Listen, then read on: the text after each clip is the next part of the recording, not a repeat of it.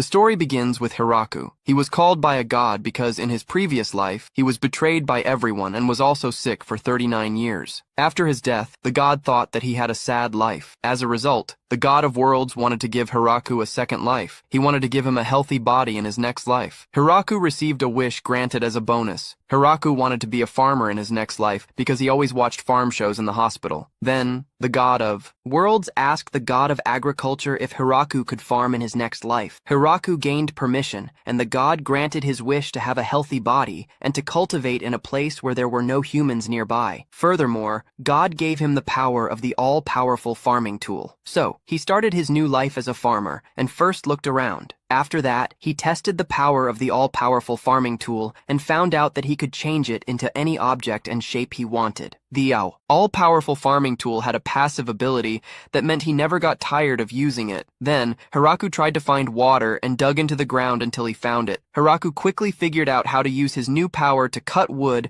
and build a small house for himself. Unfortunately, Hiraku could not build a house in time. He also wanted to make a campfire before nightfall, but it was already late. Before he realized it, he had dug a hole in a tree and carved wooden plates for himself. The next day, he tested the water, and after that started to make a campfire. While cutting wood, again a monster attacked him, and he defeated it immediately. Then, he had rabbit meat for lunch. After that, Hiraku created a bathroom and realized that he needed more privacy, so he built a room around the bathroom. In the afternoon, Hiraku wanted to grow vegetables and dug the ground, realizing that he had no seeds for fruits or vegetables. Hiraku then went to sleep, and when he woke up, he suddenly saw plants growing in his fields. He found out that he did not need seeds since the plants grew on their own. He did not know what kind of plants to expect, but he was happy that something was growing. However, he decided to protect his fields from wild animals and built a shelter for them. Meanwhile, wild rabbits often tried to eat his plants, and he defeated them all. In the following days, he lived off rabbit meat and managed to build a small cabin. Several days passed like this, and suddenly, 2 huge dogs appeared. They seemed injured. Hiraku took care of the 2 dogs and fed them. He fed them with his wild meat because just before that, he had killed a wild boar that was trying to break his wall. Then, Hiraku noticed that one of the female dogs was pregnant. Hiraku wanted to help her, so he took the 2 dogs to his small cabin. He made a campfire in front of the cabin to keep the dogs warm, and then went to sleep. The next day, Hiraku was happy to see that the puppies were born, healthy, and he fed the 2 dogs meat. Then, several days passed, and Hiraku built a new house, living with the dogs. Additionally, the plants that had grown in the field turned into delicious tomatoes. Hiraku also named his dogs Yuki, and they helped him a lot in taking care of the vegetable fields and hunting for meat. That was the starting point of Hiraku's peaceful life. As a farmer in another world, in the following days, Hiraku discovered how to cultivate different types of vegetables because he only needed to imagine the type of vegetable he wanted to grow. The plants he desired always appeared. They grew very quickly. Unfortunately, Hiraku still had difficulties with farming and had much to learn. As a farmer, he also created statues to honor the gods who gave him his new life. Then, Hiraku made a stew and observed that he needed spices, as his food was very bland. In the following days, he grew fruits and often played with his dogs. He noticed that they evolved over time. His dogs were very helpful because, with their help, he could explore the forest, where he found a river. Then, Hiraku decided to build a water supply for his settlement and immediately began construction work. By building the water supply, he increased his arable land to continue cultivating. Many days passed, and slowly it got colder. Hiraku wanted to prepare for winter, but the fur of wild animals smelled bad, so he could not use it to keep warm. One day, a giant spider appeared. She greeted Hiraku and showed her amazing ability to create clothing. The spider could make clothes, and Hiraku accepted her presence in his settlement. After that, the giant spider lived with Hiraku and made clothes and other great things he wanted. Then, the spider was named Zabutom. Winter came, and Hiraku was perfectly prepared for the cold days. But during the winter, he realized that he felt lonely, without someone to talk to. When spring arrived, the puppies of his dogs had grown and gone into the forest. They reappeared a few days later and had found mates. Additionally, there was another surprise in spring, as Zabutom appeared with puppies even after the winter. However, Hiraku increased his arable land, knowing he needed to produce more food. While cultivating the fields, Hiraku was signaled and alerted by his pets, and his dog, Kuro, led him to the forest. Hiraku spotted a little girl and his dogs threatened her. Hiraku stopped the dogs and went to give her his jacket, but the girl bit Hiraku on the neck. She drank his blood and thanked him, but one of his dogs reacted and attacked her again, thinking the girl was attacking Hiraku.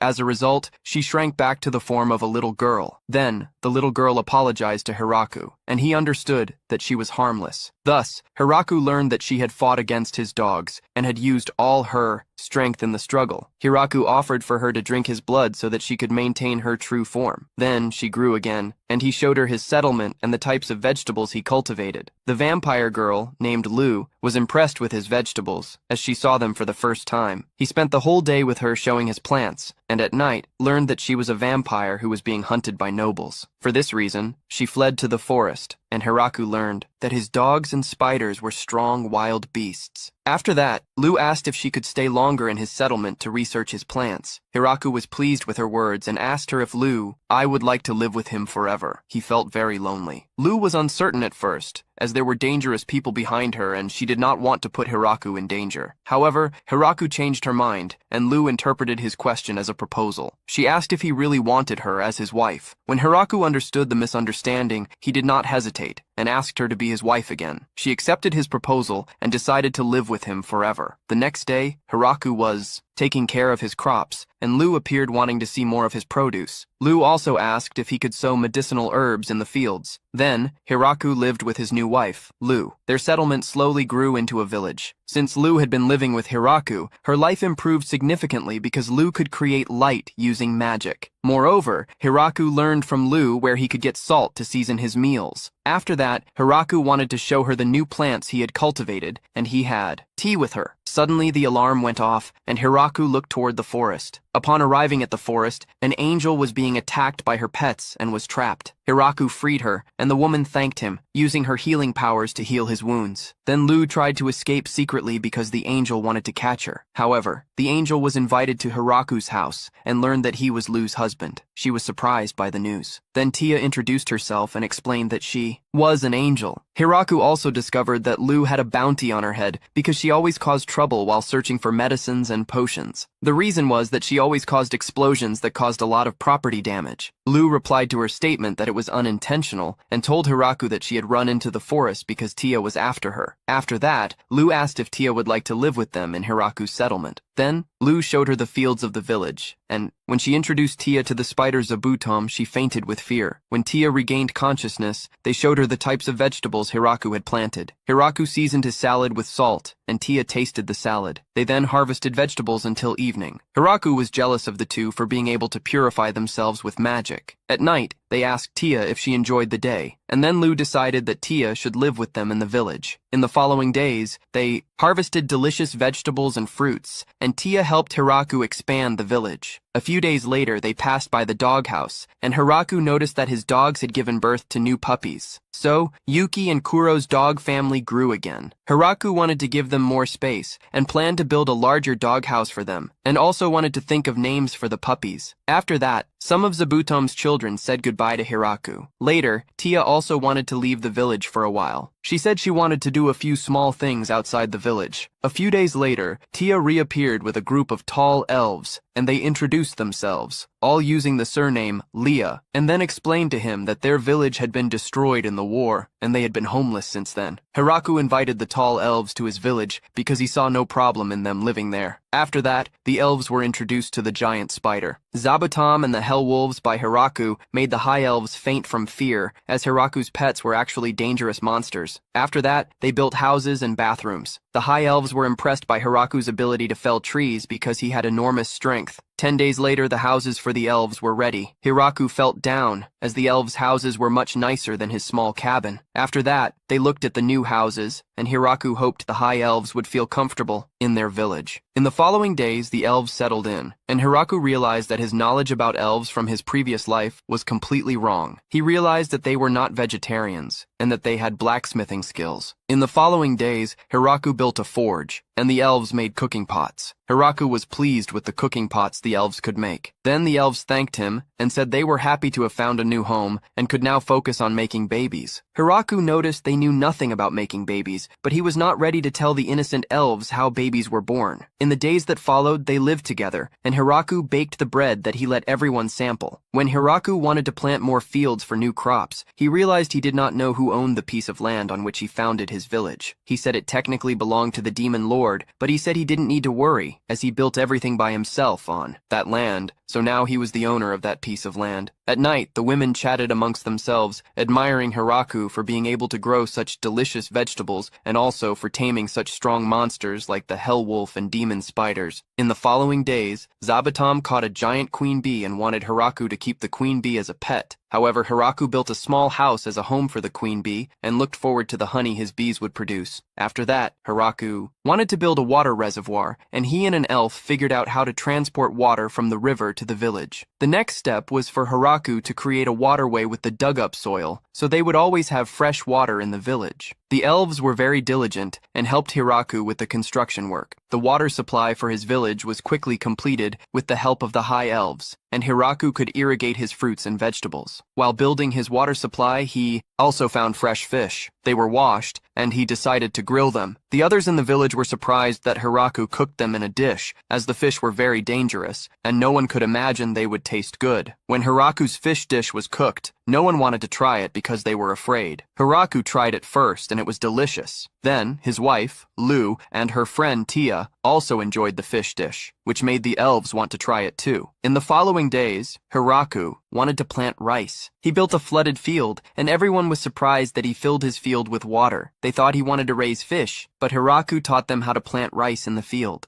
When the rice was ready to be harvested, the elves helped to gather it. After that, Hiraku dried his rice, and when he finished processing it, he cooked the rice in a pot. Then, Hiraku made rice dumplings, and the girls were surprised by how delicious they were. Everyone loved Hiraku's rice dumplings, so there was nothing left for him. In the following days, Hiraku built a bathhouse and tried to find a way to dispose of sewage. He replaced the water pipe, and Tia showed Hiraku cute slimes that were harmless and could clean dirt. He used them as filters to recycle his water. While Hiraku was chopping wood, he also attempted to cultivate edible mushrooms. So everything was prepared for his bathhouse, and Hiraku had to show the girls how to behave in the bathhouse. When Hiraku was in the bathtub, all the women appeared with him in the bath, and Hiraku showed his shy side. He couldn't relax in the presence of the beautiful women. The next day, Hiraku's edible mushrooms had grown, and his hell wolves found 5 more elves. Their names all started with the letter L, and they were also lucky to live in Hiraku's village. Then we see Kuro's previous life, while he lived without his master Hiraku. Kuro lived alone in the dangerous forest and had never lost a fight until he met Yuki. She defeated him instantly, and he fell in love with her. However, one day, she became pregnant, and Kuro eagerly awaited his pups, but they were attacked by a very strong bear. Kuro and his wife were injured and did not have enough strength to hunt for their own food. Then, they met Hiraku. At first, they thought Hiraku was a weak human, but he gave them food, and they saw his strength fighting against a boar. Thus began life with Hiraku, and soon after, Kuro's children were born. Hiraku took care of his pups, and more powerful women appeared in his village, which he led. Kuro knew that Hiraku had all-powerful power, but wondered if Hiraku knew that Kuro was a dangerous hell wolf and not a dog. Even though Hiraku did not know his true identity, Kuro enjoyed spending time with him. After that, Hiraku was building a new house and could not believe how much space the house had. Moreover, Hiraku discovered that he had a great view of the giant tree of his village from his new house. He was happy with the construction of the high elves and also placed statues of Kuro and Yuki outside his new house. The next day, Hiraku wanted to cook curry and still needed spices, so he showed Lu and Tia new plants that were ready to be harvested. With his all-powerful farming tool, he planted delicious spices that went very well with his dishes. Then, Hiraku showed the 2 girls different types of vegetables, and they dried them with their magic to turn them into spices. When Hiraku showed cilantro to his dogs, they ran away, as they could not stand the smell. Lu and Tia were intrigued by the fact that hell wolves did not like cilantro. After that, Hiraku harvested black pepper and cayenne. Then, Hiraku had all the spices for his curry, and the elf Leah wanted to help him cook. So, Hiraku and Leah began to prepare everything.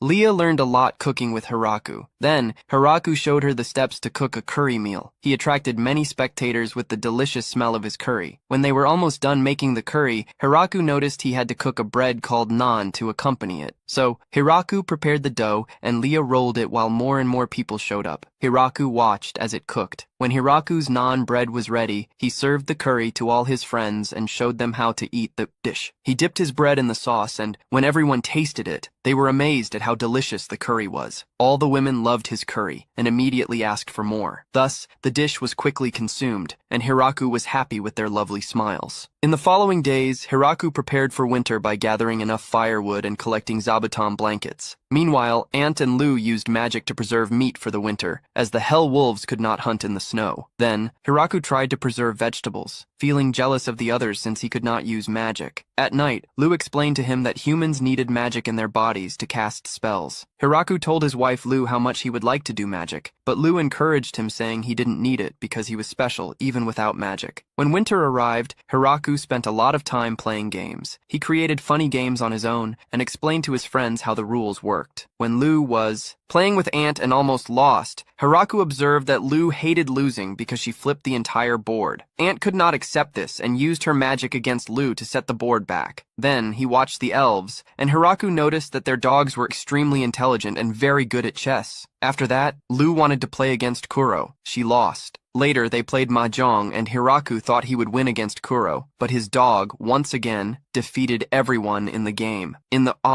following days, Hiraku created more games, and as a result, they played bowling. Hiraku showed off his skills to everyone, but the women played better than him. Thus, Hiraku spent the winter playing and cooking delicious foods with his friends. Winter passed quickly, and when spring arrived, Hiraku wanted to wake his giant spider Zabutom from hibernation. Suddenly, a wyvern flew towards them. Hiraku was warned by Zabutom that danger was approaching. The wyvern displayed its enormous strength and attacked Hiraku's village with a breath of fire. Hiraku wanted to protect everyone, so he tried to shape a spear with his all-powerful farming tool. He managed to create a strong spear and immediately attacked the wyvern. The wyvern countered with a strong barrier, but Hiraku was able to injure the wyvern in the wing and immediately attacked again, defeating the strong wyvern. After that, Hiraku searched for the wyvern in the forest, and Lou said that a dragon appeared relatively rarely. The reason was that wyverns are rare creatures. Hiraku feared that someone might have sent the wyvern to attack them. The others assumed he was destined to appear alone, and Hiraku decided to eat the wyvern. As a result, Hiraku prepared a delicious wyvern steak.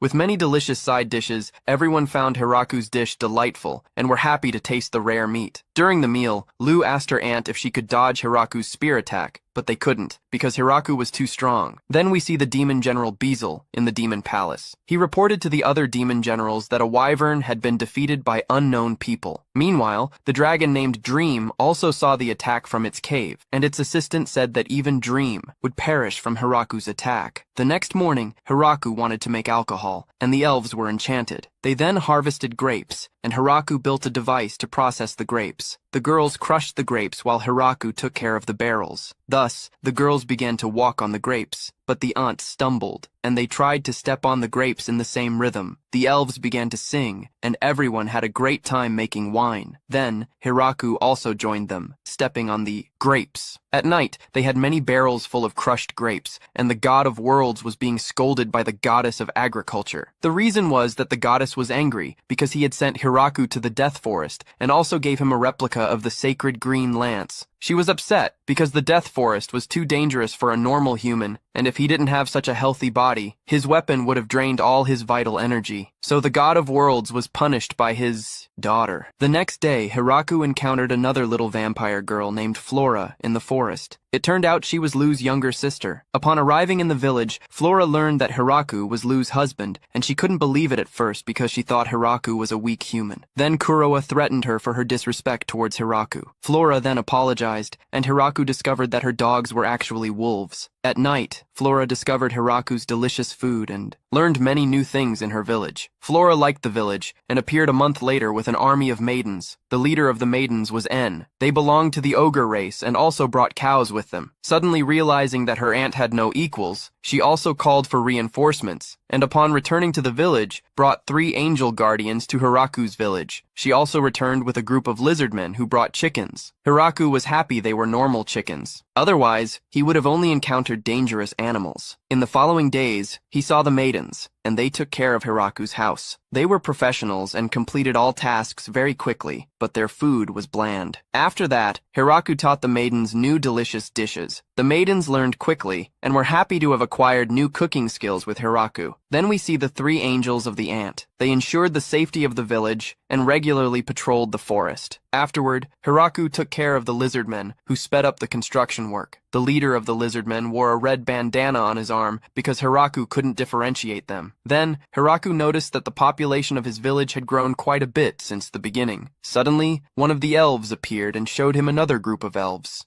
who was found in the forest at night. Hiraku wanted to choose a name for his village and brainstormed with his friends. Zabutom gave Hiraku an idea, and he named it the Village of the Great Tree. Everyone loved the name of the village, and all the villagers wanted Hiraku as the mayor of their village, so they began to celebrate, and the Village of the Great Tree was officially established. In the days that followed, Hiraku's village was officially established, and everyone settled in Hiraku's village. Suddenly, an alarm went off, and an angel informed that a demon from the demon palace had arrived. Then, the demon general Bizo introduced himself. Hiraku stated that he was the mayor of the Village of the Great Tree and received a bottle from Bizo that made Lu happy. However, Hiraku remembered that his village was built on the land of the demon lord and was willing to pay taxes to the demon lord. So, Hiraku suggested offering part of his harvest as tax payment. He offered 10% of his annual harvest. The contract was then concluded that Hiraku would give them 10% of the field crops annually, and Bizo teleported back to the demon palace. After that, Hiraku learned from Lu that his village was now under the protection of the demons and the normal tax burden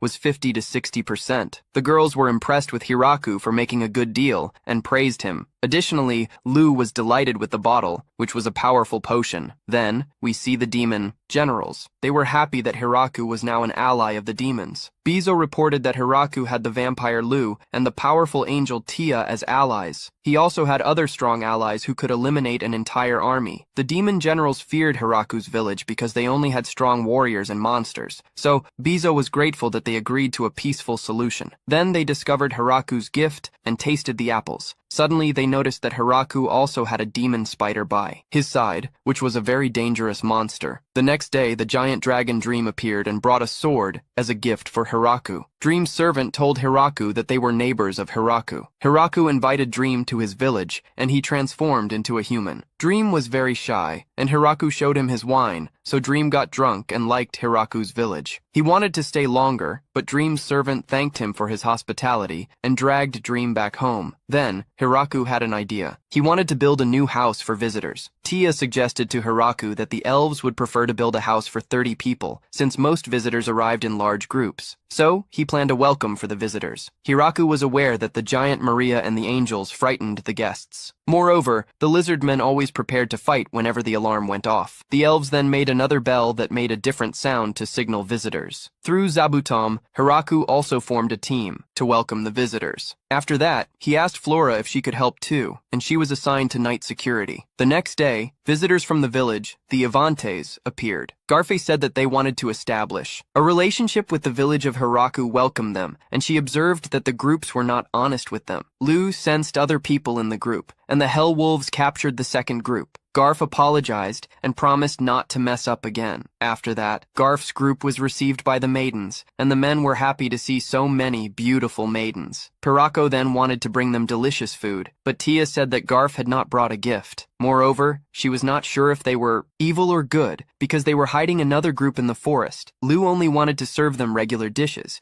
and Hiraku learned that Kudel and the other angels noticed the second group, but ignored them for being weak. So, only common food was served, and Hiraku wanted to serve them delicious food, but the maid was not averse to Hiraku's idea. Hiraku felt bad for the visitors, and Tia told them to be careful. Hiraku was happy to at least serve wine, and wanted to find out if they had more intentions regarding his village. Thus, Hiraku asked them about the Avante village. He learned that it consists of 5 different settlements, and most of the villagers are beastmen. Furthermore, Hiraku learned that they earn their money by hunting and mining. They had also traded with a human before the village, but problems arose. They were seeking a new trading partner. That's how they discovered the Great Tree Village, and were happy to have met Hiraku, who provided them delicious food to eat. Tia learned that the beastmen were hiding in two groups, as the second group was supposed to get help if something bad happened to the first group. That's how Hiraku learned that the beastmen were very nice guys. They then discussed solutions to trade goods with each other, as they still had no currency. The beastman Garf said that finding their village was very difficult. As a result, Hiraku had the idea of using his dogs to transport their goods. Then Hiraku learned about various goods that the Avante village was producing. Hiraku wanted their goods, and made an agreement with Garf. They then said their goodbyes, and Garf apologized for not bringing a gift because they were unfamiliar with the customs of other villages. Hiraku was not angry with him, and Garf said he would bring a gift next time. Several days later, the Great Tree Village prepared to make its first trade with the Wivante village. Hiraku sent Tia and a group of lizard men to negotiate with the Wivante village. Dream offered to help Hiraku. He was a regular visitor to Hiraku's village and always brought many gifts that the girls liked. So, Tia and the lizard men flew with Dream to the Avante village. The beastmen were scared at first, but Tia managed to gain their trust. After that, Dream was sad that the wine was sold as well, and Hiraku wanted to reward Dream with wine as a tip. Tia then said that the Wivante village would like to send some people from their village to live there. Hiraku allowed them to live in his village, but wanted at least 2 young men sent as a condition. In the following days, women and beastmen were sent, and they were very nervous. Hiraku gained their trust and encouraged them. Then, he met the little beastmen boys, and Hiraku realized that the Avante village had misinterpreted his intention. In the days that followed, the beastmen group moved to the village of Hiraku and were very nervous. The girls were afraid of being treated badly. After that, they learned that the villagers were very nice. Lamalia later reported that they had still not overcome the fear of Zabutom and his infernal wolves. More days passed, and Hiraku saw that Sina could use magic. Hiraku was jealous of being the only one who could not use magic. After that, Hiraku visited the villagers using magic to cultivate the plants. Then, we could see that all the villagers could use magic, and each had a special element. Even their pets could cast powerful spells. He was amazed. Then, the slime also showed that it could use magic, and Hiraku became depressed. Sina tried to cheer Hiraku up, saying that the little boys could not use magic yet. After that, Hiraku was harvesting apples, but dangerous monsters caused an earthquake. Big Maria told Hiraku that 2 strong monsters were fighting and posed a danger to their village. Hiraku wanted to hunt the 2 strong monsters. Then, Big Maria flew with Hiraku to the huge bear and the enormous snake that were fighting. Hiraku defeated both giant monsters using just his powerful cultivation tool. His infernal wolf, Kuro, was shocked by Hiraku's powers, and the other angels were also impressed with Hiraku. After that, Hiraku used the bear meat to cook a stew with wine. The girls were sad that their wine was used in cooking. Hiraku learned that bear meat had a wild taste, but his fried snake was very tasty. Everyone enjoyed Hiraku's snake dish because it fit perfectly in their mouths. Later, he asked Flora for medicine, and she showed him several healing potions. Flora was able to help Hiraku, and he thanked her for her help. Then he discovered that their miso production was not going very well. Hiraku encouraged her not to give up. The next day, Hiraku collected chicken eggs and mixed various ingredients. Then Hiraku explained to Flora how to make mayonnaise. The cooking class continued, and Flora learned to prepare miso. Flora was able to learn a lot from Hiraku, and they managed to make coffee. When they were done, Hiraku was informed that they had visitors. Hiraku met a group of dwarves led by Donovan. They wanted wine from Hiraku, but unfortunately did not have any money. Then, Donovan offered his technology. He wanted to help Hiraku produce more and better alcoholic drinks. The girls were delighted with Donovan's proposal. After that, the dwarves produced several types of alcoholic drinks. As a result, Donovan produced whiskey, and Hiraku was surprised because the whiskey was very strong. Then the dwarves also moved to Hiraku's village, and Hiraku threw a welcome party for the beastmen and dwarves. Prime loved Donovan's new drink and got immediately drunk. Meanwhile, Donovan thanked Hiraku, and Hiraku wanted to have a man-to-man conversation. He asked what kind of women Donovan liked. He replied that all were beautiful, but he preferred older women. In the days that followed, a dragon appeared again, and Hiraku was ready to kill the dragon. Suddenly, Dream attacked the dragon, and another dragon appeared.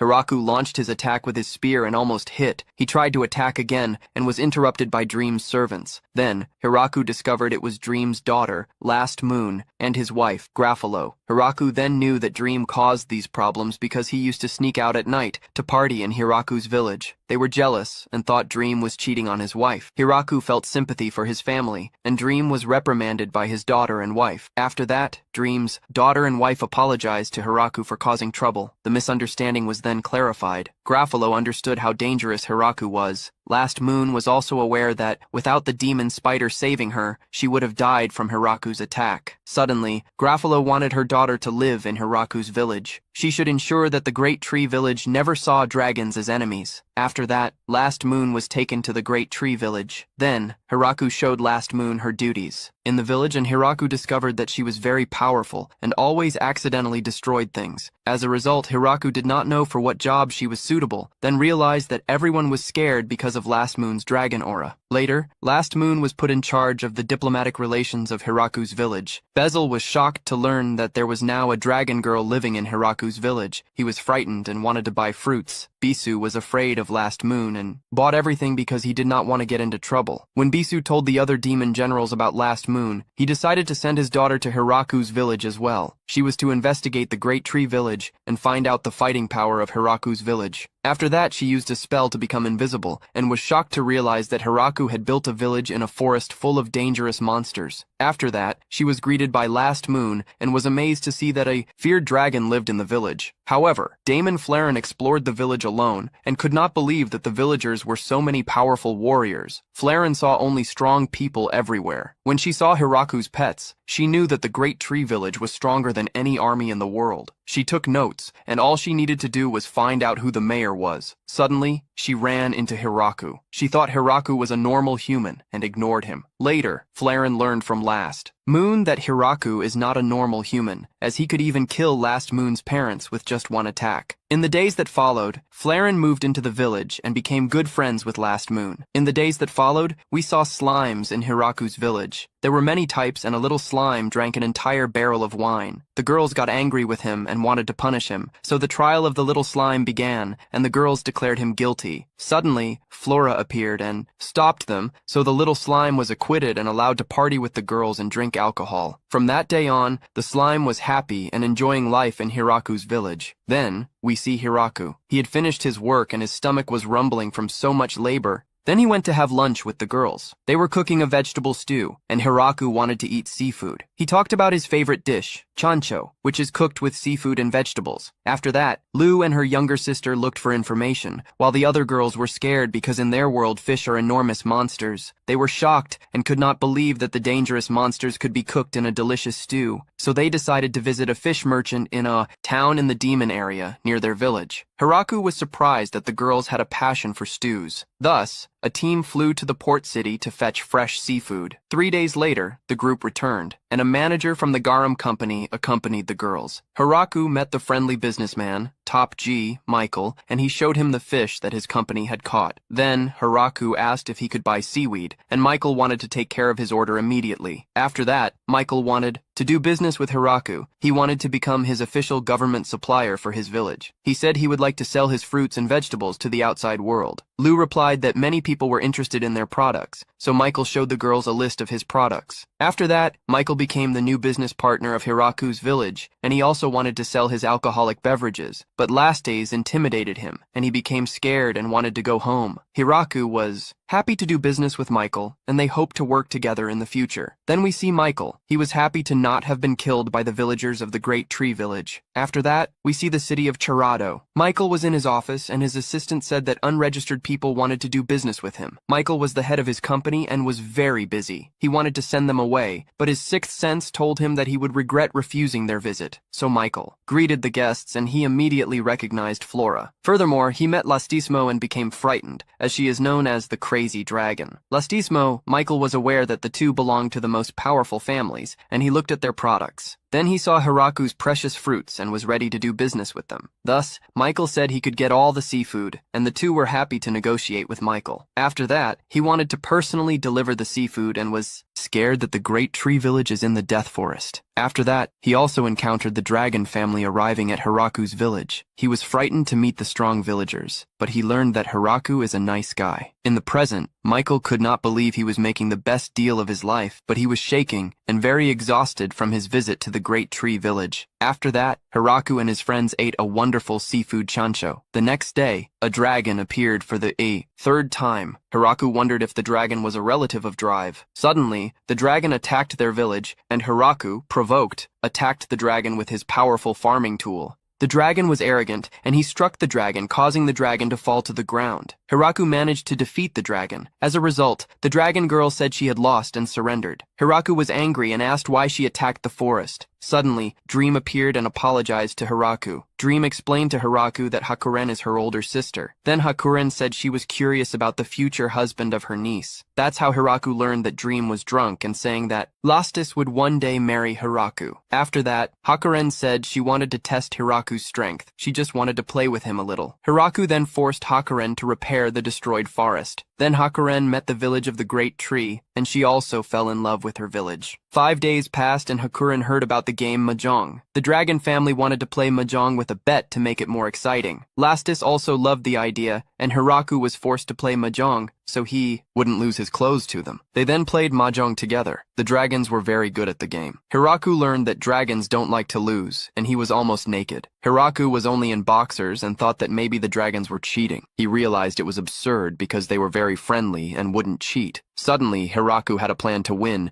and was sure he would win this time. After that, Hiraku lost to the dragons, and the girls wanted to see Hiraku naked. After that, and we see the demon generals. They learned that another dragon lives in Hiraku's village. They were worried, and the demon lord Galgardo wasn't even listening. He wondered if his daughter was in her rebellious phase. A few days later, Hakuren decided to live in the village of the Great Tree, and she was very lazy, always making a fuss. So Hiraku gave her the task of teaching the children to read, write, and do math. Hakuren enjoyed her new job. After that, we see the Lamia girls. They asked Hiraku if he could help them. Hiraku didn't know what they were talking about and found out about their hell wolf pups. They discovered a dungeon and accidentally scared the Lamia girls. Hiraku apologized and gave them his delicious fruits. After that, Hiraku volunteered to trade goods with them, and they worked together from then on. However, Hiraku and the Lamia girls set up a delivery service for Hiraku's goods and their village. Then, the village of the Great Tree grew again. Meanwhile, the demon. Princess sent 3 demons to rescue Flarum, thinking she was in danger. The next night, Flarum was busy with paperwork, and her father Bisol came to visit. Bisol reported that Princess Yuri was raising an army to prepare for an attack. Flarum learned that 3 nobles were leading the army, so she was shocked that the princess targeted the village of the Great Tree, even though they had so many strong warriors. Bisol tried to stop the attack, but the demon lord couldn't change his daughter's mind. So the two thought of a plan to stop the attack. Flarum learned that they wanted to attack the next day with 300 demon soldiers. The next day, the demon army wanted to invade Hiraku's village, but was intimidated by the Lamia girls. The soldiers surrendered, and the 3 noble daughters were also frightened. Flarum reported the incident to Hiraku. Hiraku commented that the 3 girls seemed scared. Flarum said that they are the new employees of her village and are helping with the paperwork. Flarum then promised that the 3 girls would not misbehave in the future. Otherwise, the 3 girls would be personally punished by Flarum. Then, Hiraku asked who the 4th girl sitting on the throne was. Flarum replied that she was a friend of hers and was worried about Flarum. Furthermore, Flarum said that she would like to work in Hiraku's village for a short period. Hiraku left the girls with Flarum, and she told the 4 girls not to play around anymore. Then, Flarum showed her friend Yuri the village of the Great Tree, and she was fascinated by the water mills in Hiraku's village. Suddenly, the Beastman boys appeared. She thought the kids were cute and played with them. After that, the girls were shown the apple trees, and Aunt commented that the 3 girls were behaving like nobles. The girls said that taking care of the village would make their kingdom rich, so Flarum got angry. In the afternoon, they met Lasties. Yuri thought Lasties was a really cute girl. Meanwhile, the other girls were planning to escape at night. The girls tried to escape the village and were afraid of Hiraku's pets. They failed to escape and decided to stay in Hiraku's village. The next day, Flarum played with a cute puppy. Yuri couldn't believe that Hiraku's dog was a dangerous and strong hell wolf. Flarum said that the puppies were really adorable and harmless, so Yuri was also allowed to play with the puppies. That's how Yuri learned about the beautiful village of Hiraku, and she felt embarrassed for having attacked such a grand village. Flarum then asked why she wanted to attack Hiraku's village. Yuri replied that she was worried about Flarum because she had suddenly disappeared from the demon palace. Then there was dinner, and the girls were also slowly adapting to the village of the Great Tree. Yuri learned that Hiraku was a good mayor. Suddenly, Hiraku discovered that his wife Lu could not control her magic at the moment, and she said that he did not need to worry. In the following days, Yuri wanted to help the little boys with work on the farm,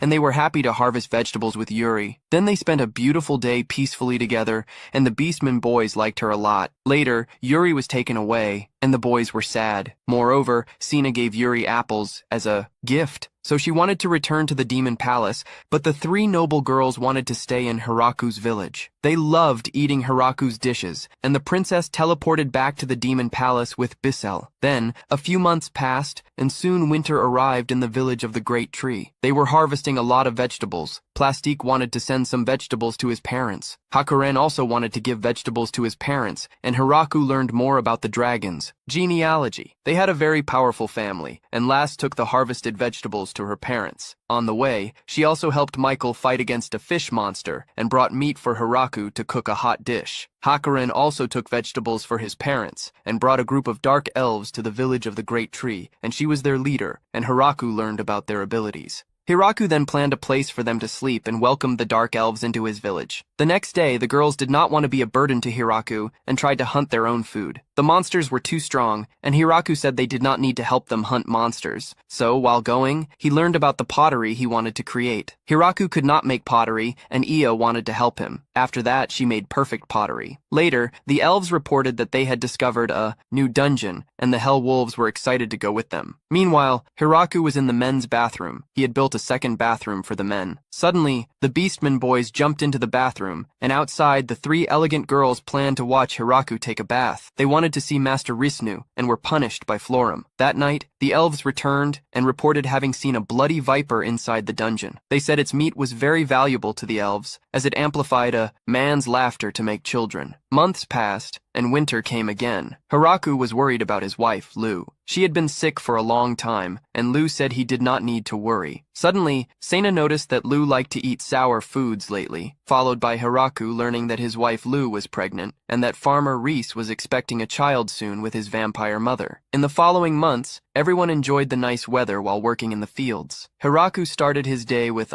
stretching exercises, then his pregnant wife Lu appeared. Hiraku was constantly worried about her since Lu became pregnant. The reason was that Hiraku was still overwhelmed by Lu being the future mother of their baby, and was anxious about the child they would have together. Next, we see the maids preparing breakfast. Hiraku was an early riser, but the maids always felt obligated to wake up earlier than the master of the house, so Hiraku decided to sleep more because he was worried about the maids. After that, Hiraku learned that the wine slug had drunk a barrel again, and breakfast was also prepared. At breakfast, Hiraku heard that Floram had not slept well, as her experiment was a failure. While everyone was having breakfast, an angel informed Hiraku that he healed and defeated all the monsters that attacked his village. After eating, he went to see his lovely pets and his plants. He noticed that his field was being attacked by garden pests. Hiraku could easily make them disappear with his omnipotent cultivation tool. After that, Hiraku admired his delicious vegetables and continued to take care of his village. Then we see everyone having lunch. Hiraku had the idea of introducing lunch, and everyone loved his idea. At first, they were scared, as they lived very poor and did not get enough food in their previous lives to eat more than once a day, so they were very happy with Hiraku's decision. After that, Hiraku went back to work, and his pups snuggled up to him. Then, Hiraku planted beautiful flowers and also made toys for the children. Later, he made wooden swords for the maids and beastmen. They were obsessed with their training because the girls did not want to gain weight to continue wearing their cute maid dresses, so Hiraku tried to exercise too. And he immediately got tired of his training. Suddenly, a girl showed him some skills, and he used his omnipotent cultivation tool to destroy the tree trunk. In the afternoon, a new dish was served to him. Hiraku commented that it looked strange. The maid Anne said they didn't want to waste food, so Hiraku tried the dish, which was very sweet. Hiraku did not like the taste, but the dragon girls, Last and her aunt, liked the new dish. After that, Hiraku received a letter from the demon princess, Yuri. She said she loved the fashionable clothes created by Zabutan.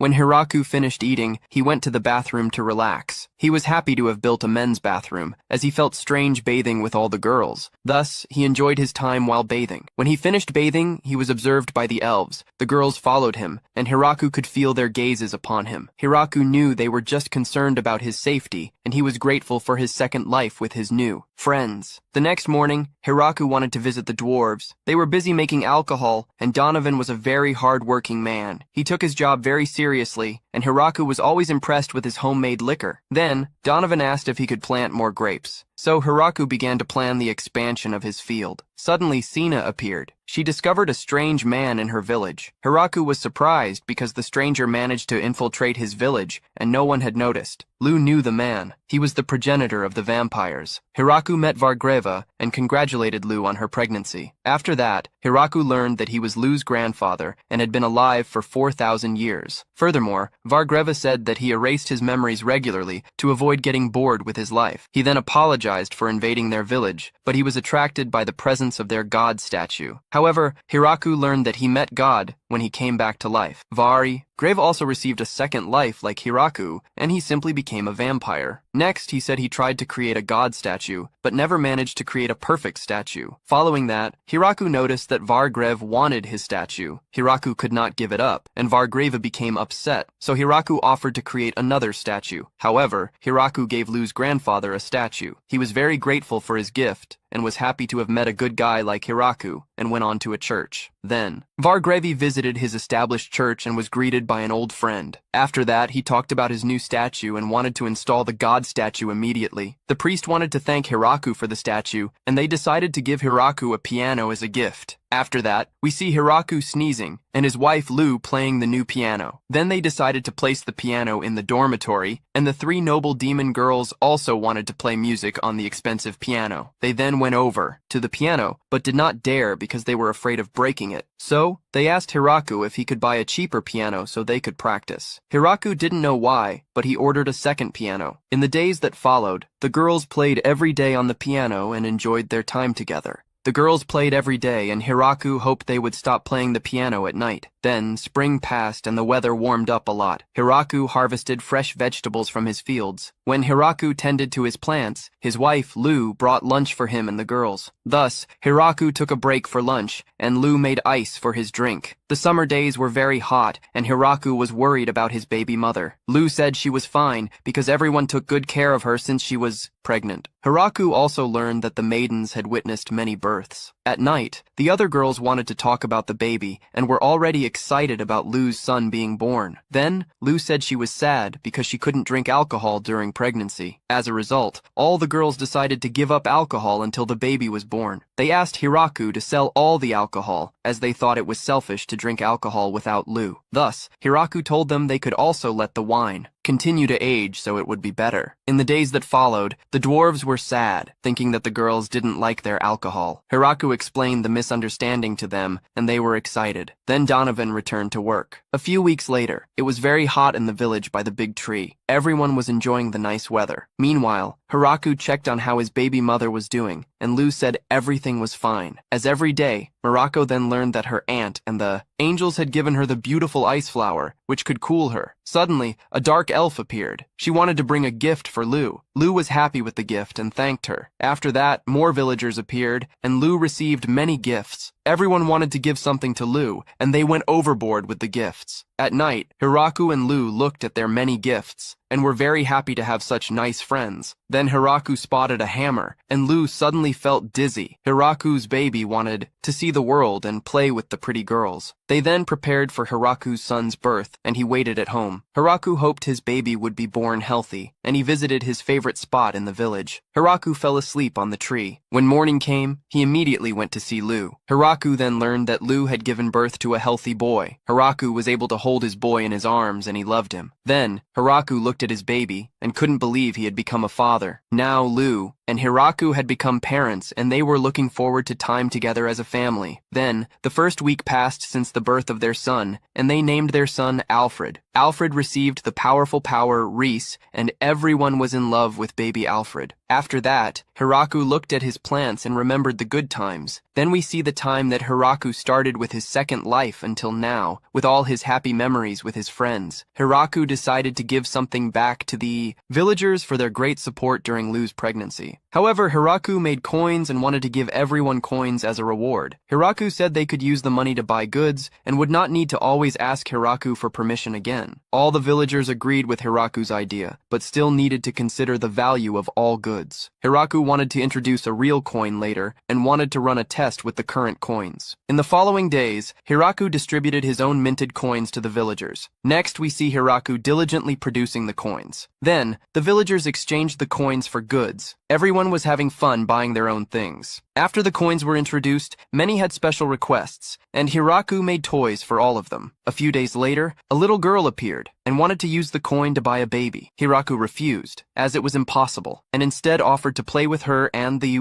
other children. Then, night fell, and Hiraku held a party with the villagers. They celebrated the birth of their child, and the girls were happy to finally be able to drink alcohol again. Everyone was quite excited, and Florum celebrated with her nephew Alfred. Then, Hiraku wondered why the baby's mother, Lu, was holding a hammer. Suddenly, Donovan brought a huge barrel full of wine. They produced a special wine to congratulate Hiraku and Lu on the baby. Then they opened the wine barrel. Together, everyone celebrated together. Afterward, Hiraku and Lu were very happy to celebrate with their friends in their village. After that, Hiraku said that everyone should drink a lot that day. As a result, everyone drank a lot of wine. After a short period, almost everyone was drunk and dancing at the party. Meanwhile, Lu and Hiraku were talking with Donovan. Lu said she couldn't drink wine at the moment because she still needed to breastfeed her baby Alfred. As a result, Donovan decided to keep a bottle of wine for her. Hiraku and Lu were looking forward to the future with their child. Meanwhile, baby Florum said that Alfred was the best nephew in the world. Then we see the demon palace, and the demon general had already discovered Hiraku's baby. They knew about the power of the baby, Alfred. So the general suggested that one day Princess Yuri should marry Alfred. The next day, everyone worked together again in the village, and Hiraku enjoyed the nice weather. Suddenly, the aunt informed him that the angels had found needy people again. The girls wanted to allow them to move to the Great Tree Village, so they suggested building a second village, and were eager to expand the Great Tree with Hiraku. It didn't take long for the construction to begin, and everyone in the village received a role to fulfill, filling every corner with activity as they worked together to build the new village. At lunchtime, they brought sandwiches for Hiraku and the girls, but warned that they were made with ingredients that spoil quickly, so they advised that they start working harder to build a reserve of preserved food. Hiraku heard this, and deduced that it explained why there were so many vegetables spread around. Then, the aunt intervened and suggested that they take some of the sandwiches to the girls who were working in the village hall. Hiraku thought it was a great idea, and said he would take them himself, since Florin had mentioned that things were quite busy over there. Meanwhile, the village staff, Kakes, Roba, Rue, and Rosalind, had their heads resting on their desks, completely exhausted after hours of dealing with mountains of boring paperwork. At that moment, Hiraku entered carrying a basket and said he brought lunch for everyone. On the other hand, Last, Florin, and Hakurin were still adjusting to their new roles. As employees, it's clear that it will take some time before they master everything. Lasp sneezes a little and accidentally burns a document, causing both to panic. Office chefs look to Hiraku for help, but he simply tells them to calm down, because Florence is already on her way with reinforcements. Then Florence enters with a group of girls sent from the demon realm to help. Most volunteered, mainly because they wanted to support Florence. They knew this would improve their social standing and had heard that the work would be easy, but after observing the environment they find themselves in, they start to doubt that. In any case, Florin puts them to work immediately and tells them they can start organizing the records by categories. Hiraku sees that Florin has everything under control, so he just tells her to make sure everyone gets some sandwiches when things calm down a bit. Hiraku goes back to work on some field tasks, but at that moment, Gran Maria flies down and gives him a report, saying she explored the surroundings and found no signs of danger. Then Ria approaches Hiraku and informs him that she was the one who sent Gran Maria to explore for a suitable location to establish the new village. At first, the protagonist thinks that the place Ria has in mind will be very far away, so he suggests preparing food for the trip. But Ria says that the location she considered isn't that far. It's just a little further down the river. She chose this place to have an odd advantage in case any rebellion occurs among the village members. Hiraku doubts that will happen, but Ria says it's always better to be prepared for any possible situation. Then, she points out the most prominent tree in the area. Although it's not as big as the current one, she believes it will be sufficient for what they need. With the location decided, they begin preparations to clear the trees in the area. Since it is Daga's land, he grabs his axe and steps forward to cut the first tree. But it is much more resilient than he expected, and he can't even make a deep cut. Then Hiraku takes his powerful farming tool and easily cuts the trees. After that, he builds a wooden bridge over the river, but he thinks they probably should have made something much sturdier. However, Ria reminds him that if they build something too large, the bigger monsters in the forest would also start using it, and Hiraku understands the point. Then, they begin working on constructing irrigation channels, and soon they have a completely built water reservoir ready for use. Later, Hiraku talks to Daga and tells him that they won't be able to advance enough without a greater amount of wood. But Daga replies that for now, he should rest because he and the others will take care of the construction from there. With plenty of free time, suddenly, Hiraku decides to use it to make a statue in honor of Sabutao. At that moment, Lucy approaches with baby Alfred in her arms and says he works too much. After that, they officially begin the construction of the houses. Hiraku remembers when he first arrived in this world and how difficult it was to build even a single house back then, since he didn't even have nails to work with. But now, with so much labor available and even some people capable of using magic, they finish the first batch of houses in no time, and Hiraku feels that everything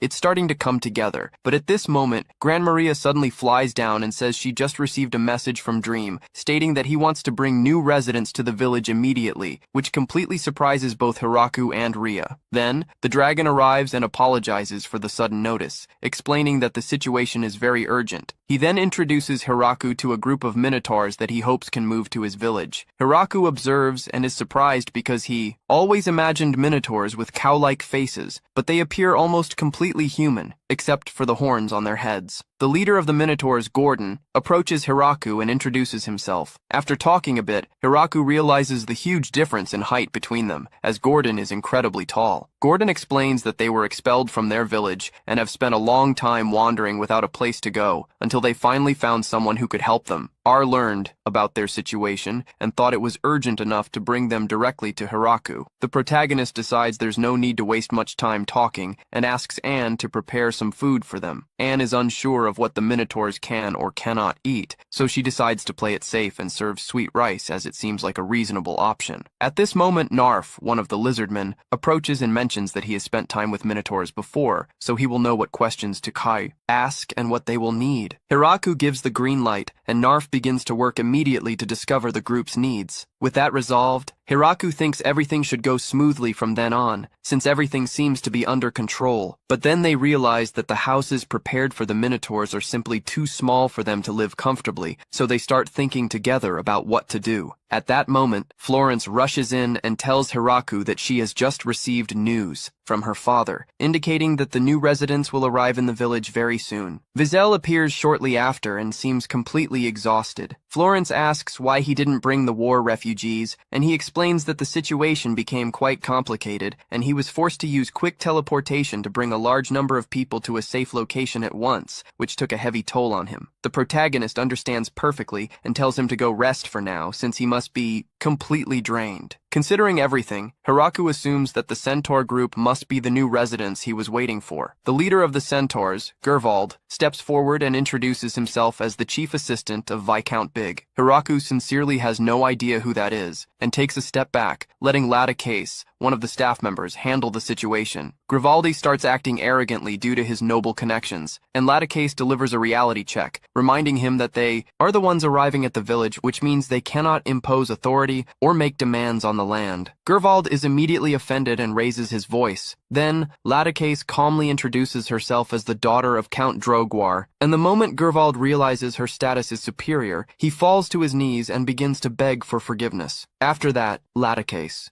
Hiraku asks if she can be designated to help the centaurs, since she has ties to their family. Hiraku sees no problem with it, but takes the opportunity to ask if everything is okay at her home, as he knows there is a serious war happening. She appreciates the concern and says there is nothing to worry about. Then, they start working to find suitable accommodation for the centaurs, but they realize that the small houses they built are as inadequate for them as they were for the minotaurs. Technically, they would fit, but it would be very cramped and uncomfortable. Lucy asks Grivaldi if they can shrink in size with magic, but she replies that this is already the smallest size possible. While Hiraku still tries to find a solution, he has no moment of rest, as another group of young people appears at the entrance of the village. Hakuren explains that she found them wandering in the forest and thought it was a good idea to bring them. Hiraku sees no problem, but finds it strange that they are carrying something that looks like a log. Putting that aside, he approaches to greet them, but they do not respond. Hakure assumes they are just shy, but at that moment, the supposed log suddenly speaks and introduces itself. Hiraku then discovers that these girls belong to a species called New Divine, which has the ability to transform into plants and take the form of trees when they encounter monsters. However, when they take damage in that form, they lose the ability to return to human form for a time. They explain that their lands were affected by floods after humans cut down all the trees in the area. Then, they crossed the Death Forest. After a merchant named Michael spoke about the village, Hiraku finds this understandable and thinks that Michael probably cannot provide many details, as they ended up making the rest of the journey on their own. Hiraku wants to prepare a meal to properly welcome them, but the Digitan explains that their diet is more survival-oriented. She observes the high-quality fruits growing in that land, and concludes that the soil must be exceptional. Then, he takes them to the cultivation field, where Ego explains that all they really need is clean water, plenty of sunlight, and good soil to thrive. Hiraku takes all this in, and now that the food issue is resolved, asks what they would like to do regarding accommodation. Since they seem to be about the same size as normal humans, Hiraku feels relieved, thinking that the houses they built will finally be useful. But Ego quickly destroys that idea by saying they prefer to stay outdoors, which makes him immediately regret having gone to the trouble of building those houses in advance. After thinking for a bit, they manage to find a solution. The young minotaurs stay in the normal-sized houses, the centaurs are accommodated in the stables, and the New Divine simply remain in the field. Hiraku finds it a little unsettling to see them standing there all night and wonders if he will ever get used to this scene. Additionally, he and the others realize that they will still need to build suitable houses for the adult minotaurs. And besides that, they will also need food, clothing, and all the other basic necessities to live. Rather than just thinking, Hiraku suggests they start with what they can do for now, and everyone sets to work designing the new houses. Now we move on to Hirako. He, in front of the leaders of each race, explains the situation and asks if they could help with the construction. While he was commenting on this, he notices Gruval. She doesn't lift her head at all. Here, Daddy Hirako, a bit uncomfortable, says it's not necessary to be so respectful. Gruval refuses to do so, claiming she is nothing in front of him. With no other choice, Hirako is about to leave it like that, but then he sees Rosalind with a poster of instructions on what to say in these cases. He starts reading it, thus ordering her to work for him, but of course with gentler words, which Gruval accepts very kindly. Having resolved this, he explains to everyone that he has designated each group of his people a representative to take care of them. He presents Narf as the representative of the Minotaurs, Rosalind for the Centaurs, and finally Mamu for the new Daphne, that is, the tree spirits. As we evidently don't know this last one, Hirako comments on her to us, as she is a beast girl who moved to his village from the village Roar, along with Sina and the others, and of course he appointed her as a representative after Sina recommended her for a higher position. Now Hirako explains the situation with the houses. Therefore we switch to Senna, and we are shown what they have done during this time. They built the paths, although the process wasn't so pleasant, as it was quite forested. Hakuren and Lace transform into dragons to burn everything, or at least that's what they thought, but here Hirako stops them, asking them to just make a clean path. Lace doesn't waste time and, with a punch, destroys an entire row of trees. However, Hakuren, with a simple kick, made an even longer path than Lace. Evidently, the blonde dragoness becomes jealous, thinking to show off all her power, but here, luckily, Hirako stops her and asks them to calm down, as he knows if they keep competing, they will destroy the entire forest. After finishing this, and they ask for help from the other inhabitants who, without hesitation, start working to prepare the materials. With everyone's effort, they manage to finish the path to the new village in a short time, while the rest worked on Hirako's house, taking care of his son. En knocks on the door and shows the new clothes that Sabaton made. He went down to little Alfred, but they discover that they are still too big for him. Yes, Sabaton thought a bit about the future, but anyway, returning with our builders, Hirako explains to us that they are building the houses for the Minotaurs. Upon entering one of them, Hirako notices how enormous everything is. Even a chair looks like a table to him. Then he notices the beds. The Minotaur chief explains that it has this design to prevent their horns from hitting the structure, which makes a lot of sense. After that, they go to the third village, the house of the centaurs, the quite comfortable stables. Seeing that there is no door, Hiraku asks if they are sure to leave it that way. Gruval confirms, explaining that his kind is not very good at using regular doors. Then they plan to add a curtain pulled by a rope, which makes a lot of sense to me. Now we return to Hu. She cannot calm little Alfred's cries. Seeing this, N asks for permission to try something, and then does the classic "Where's the baby?" game, which cheers the little one up, making him laugh sweetly. Hu asks for him to explain how he does that, but N says it is a secret. Time passes, and after a month of work, Ardo, both villages finally take shape. Everyone shows satisfaction for finishing before the winter arrives. At this moment, Florian asks what the villages will be called. Hirako replies that temporarily, he would call them Village 1. However, Florian prefers to avoid changes in the future, since it would be complicated to redo all the documents. The aunt suggests that, although Village 1 still does not have a designation, she recommends that in Village 2 the mayor be Gordon, and in Village 3, Gruval. Florian adds that it would be better to establish a clearer hierarchy to avoid confusion, differentiating Hirako's position so that he is recognized as the superior mayor, grand mayor, or better yet, king mayor, which makes our Hirako embarrassed. At this moment, Igui interrupts, asking when a village for his people will be built. Here, Hirako apologizes and explains that they decided not to build a village for them. Little Tronco becomes sad, so Hirako explains the reason. Since they are adapted to stay in one place, they plan to position them in strategic points so they can watch and inform about what happens, as their race can communicate telepathically and transmit the information to each village. Upon hearing this, Igu accepts the proposal. Now that each race has settled, Hirako wants to assign roles to the leaders of Village 1 and 2. At that moment, Daga rushes in, reporting a problem, as the Minotaurs and Centaurs are not suited for hunting in the forest. He explains that, although they seem strong, the Minotaurs come from a peaceful people, and the Centaurs are refugees who can barely sustain themselves. Hirako admits that he had never realized how difficult it is to hunt, since the infernal wolves always took care of it. Tia acknowledges their great strength, but proposes to keep people out of the forest and reinforce the defense in both villages. This idea seems sound to the mayor, who decides he will only speak with Kuro. Zabutom also asks if Nino and Daphne need guards. Mamoru responds that they can fight in ambushes, but are not capable of hunting large quantities on their own. Thus, he decides to leave the house with Kuro and the infernal wolves, while the rest focus on working the land in each village,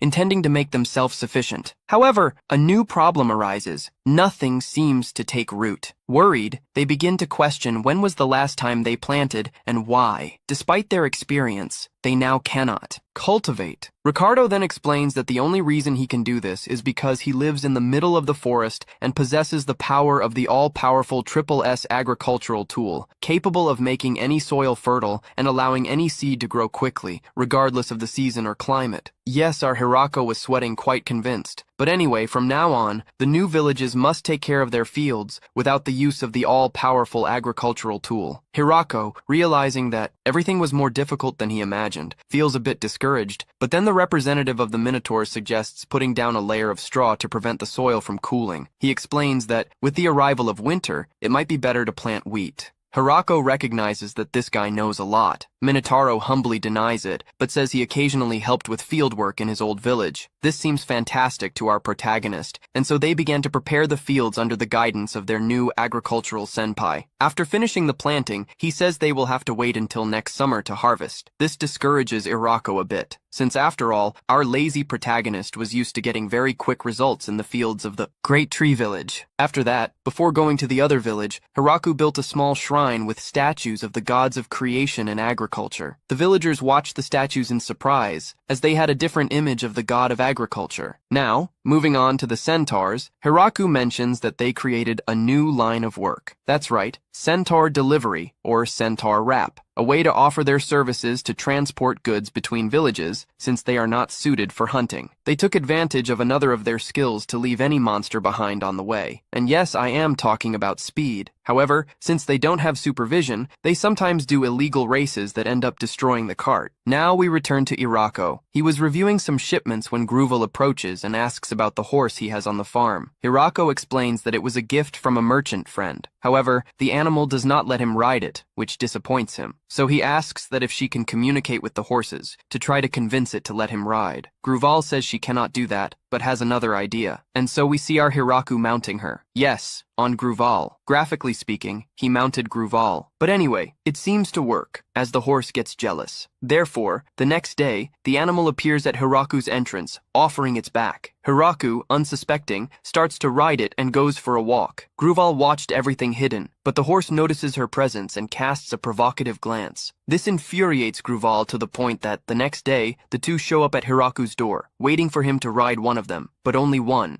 At this moment, Hirako understands what's happening. Then, to calm the situation, he promises that he will mount each one every 2 days, and thus the matter is resolved. On the other hand, Mamu tries to talk to Ivu, offering his services for anything. However, the little log only talks about things related to the landscape. Yes, this guy is daydreaming. Meanwhile, we see Gordon explaining to the centaurs that the roots of the crops grow deeper, so it's better to plow the land more deeply. They understand the instruction. Hirako, observing all of this, feels relieved to see that everything is going very well. At first, he was worried about the large number of people, but now he hopes that each village can sustain itself. Ru comments that now everyone depends on him, and our mayor replies that he likes to be useful, although he also wants others to be able to solve some things on their own. Concerned about the future, Hirako reflects that he shouldn't rely too much on the all-powerful farming tool, as its current stability depends largely on divine powers. Rum notices his restlessness and says he can worry as much as he wants, but he doesn't intend to retire anytime soon, so he should relax a bit. Hirako agrees. Later, while reflecting on the future, the mayor remembers another important issue. The village of Great Tree has a large majority of women, while men are few. Therefore, he considers the need for new male inhabitants. He decides to talk to Gordon, who tells him that among his people there are only 28 men and asks if they need soldiers. Hirako tries to explain that it's not about that, but about another issue, more related to reproduction. The Minotaur understands and clarifies that they only marry among Minotaurs, partly because of their large size. The mayor understands and decides to respect their customs. Now Hirako thinks about how to approach the same topic with the centaurs. Since they are women, he asks the question, and Grual responds that there are about 30 men, but they are still children, as the adults are at war. When the mayor mentions marriage, she, a little nervous, quickly says she is single, but of course only for him. However, Hirako clarifies that he is asking if the centaurs have already married other races.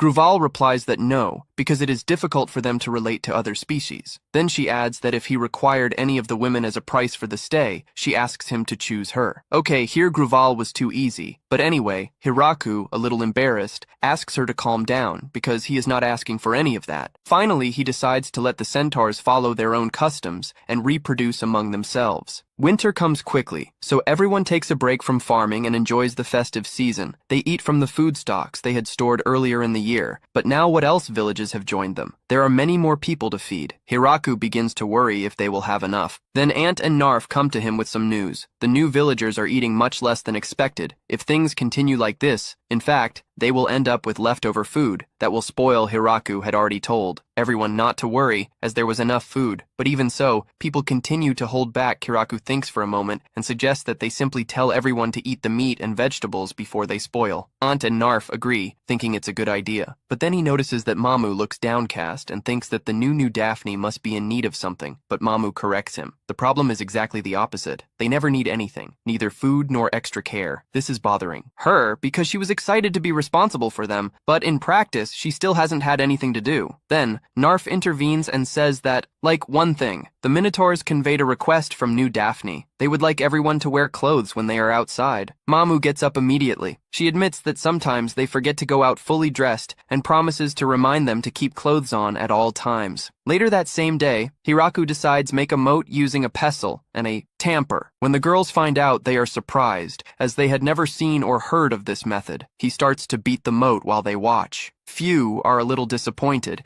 expecting something more exciting. Still, they all want to try. So they take turns but end up using too much force. Still, after all that, they succeed, make a good amount. In the end, the sauce and seasonings were ready, so everyone eats together and it's delicious. Read back to Hiraku some kuzamorte that she made herself. Using herbs aromatics mixed to the tune, the protagonist tastes it and says it is delicious. Then, Donovan appears with bags to liven up the atmosphere. He heard that they were working with rice and thought it was a good opportunity to attract everyone's attention. He immediately turns to him. Mottoing turns out to be a fun winter activity whenever the weather permits going outside. In the end, it turns out that Gordon is the best at mottoing of all, although no one seems too surprised by it. That later, a man in armor appears kneeling before a Minotaur woman, asking for her hand in marriage. Out of nowhere, she asks who he is. He takes off his helmet, introducing himself as Free, head of Casa Britoa, from the demonic kingdom of Galgardo. She introduces herself as Ronana. Hirako watches the scene, without understanding what is happening, until someone explains that, in the demonic kingdom, Free wanted to build a relationship with the Big Tree Village. He believed that marrying someone from there would be the best way to do so. He then goes to Hirako, the village leader, and asks for his blessing to marry Ronana, as she said she needed his permission first, but Hirako responds that he doesn't have the authority to decide who marries who. He says the first person he free must ask Ronana herself. If she accepts, then fine. Free then turns to her and asks, Ronana, just a Korra, making clear the consent. That's enough to consider the agreement made. When Free returns to the demonic kingdom, he misses Ronana very much and does not want another man to take her away. Therefore, he makes an immediate decision. He resigns from his position as a of the great generals and decides to leave to be with her. He knows it's a hasty and impulsive decision, but he doesn't care. He's willing to do anything for love. Meanwhile, Hirako is thinking about how to make the theme more interesting. Then, the idea of dried seaweed comes to mind. The girls had never heard of it and have no idea what it is, but when Hirako mentions that it grows along the seacoast, they conclude that the best person to ask about it is Michael. A few days later, Michael arrives and thanks Hirako for continuing to do so. Business with him. The protagonist tells him not to worry about it. Michael then reveals a barrel of seaweed he brought with him and admits that it is not something he normally eats. So, he's not sure if it's exactly what Hirako had in mind. He takes a look at the barrel and says it's exactly what Hirako needs, then sets to work processing the algae, kneads them until they become a paste, and shapes them with a square mold. When finished, he creates a seaweed wrapper for food. Michael looks on, completely surprised, without imagining that seaweed could be shaped like that. The scene asks if these seaweed wrappers are actually eaten like that. Hirako replies that not yet. He puts them over the fire and explains that they first need to be heated to make them crunchy. This also facilitates digestion.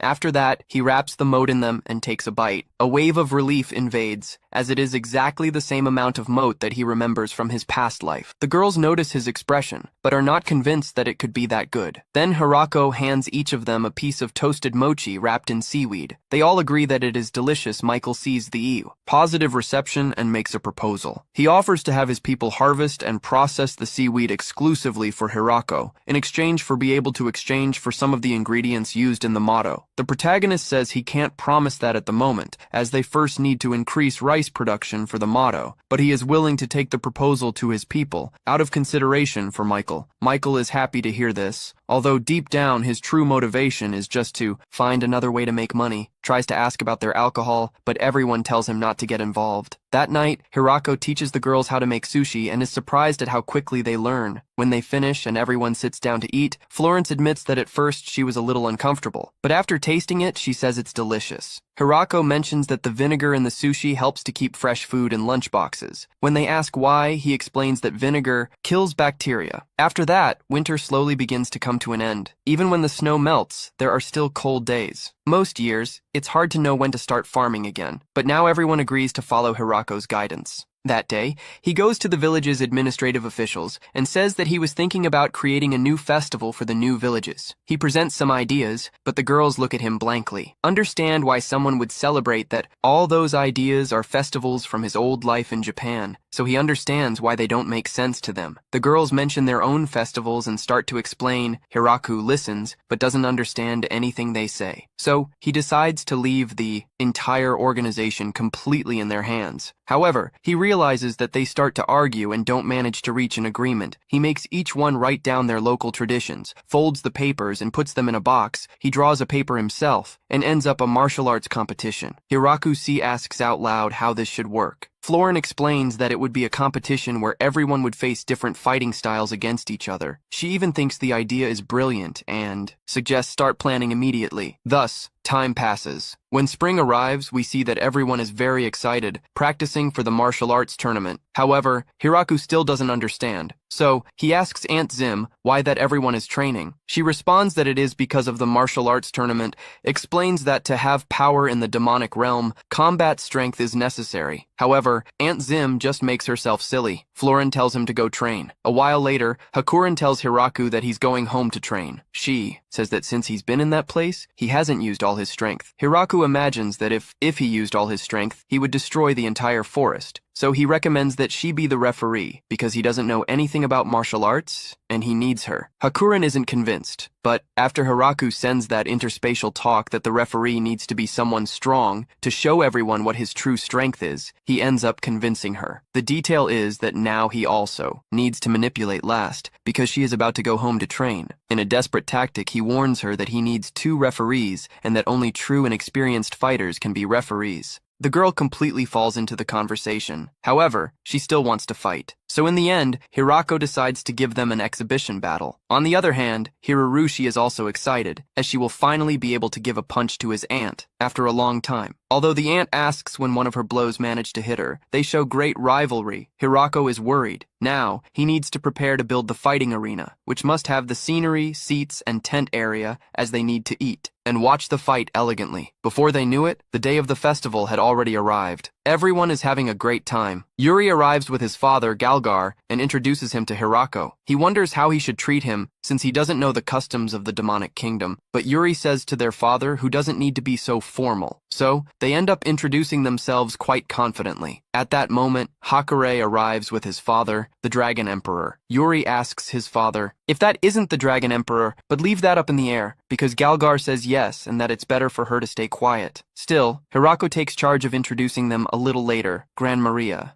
The Great Tree Martial Arts Tournament begins. Dose comments that the tournament is promising, but we see that Galgar seems a little nervous. Hirako notices that everyone is quite excited, although he feels a little uncomfortable with the place he was given. Since it was supposedly for the guests, Lou asked him to calm down and say a few words. When taking the microphone, Hirako asks everyone not to calm down, get hurt. He explains the rules of the tournament, asking again not to get hurt. The tournament is made up of combats drawn one by one. The winner is whoever takes the opponent out of the ring or breaks the bands that are in your head. The first fight is between Rosalinde from the City Hall team against Mamu, the nanny of the new Daphne. The fight begins and the girl demonstrates great combat skills. Hirako becomes surprising since their expectations were different. The winner of the first fight is Rosalinde, who despite winning, received a lot of damage. Flora, responsible for healing the injured, warns the participants that can heal broken bones, but putting them back together is more difficult. So he suggests that they don't rip off limbs.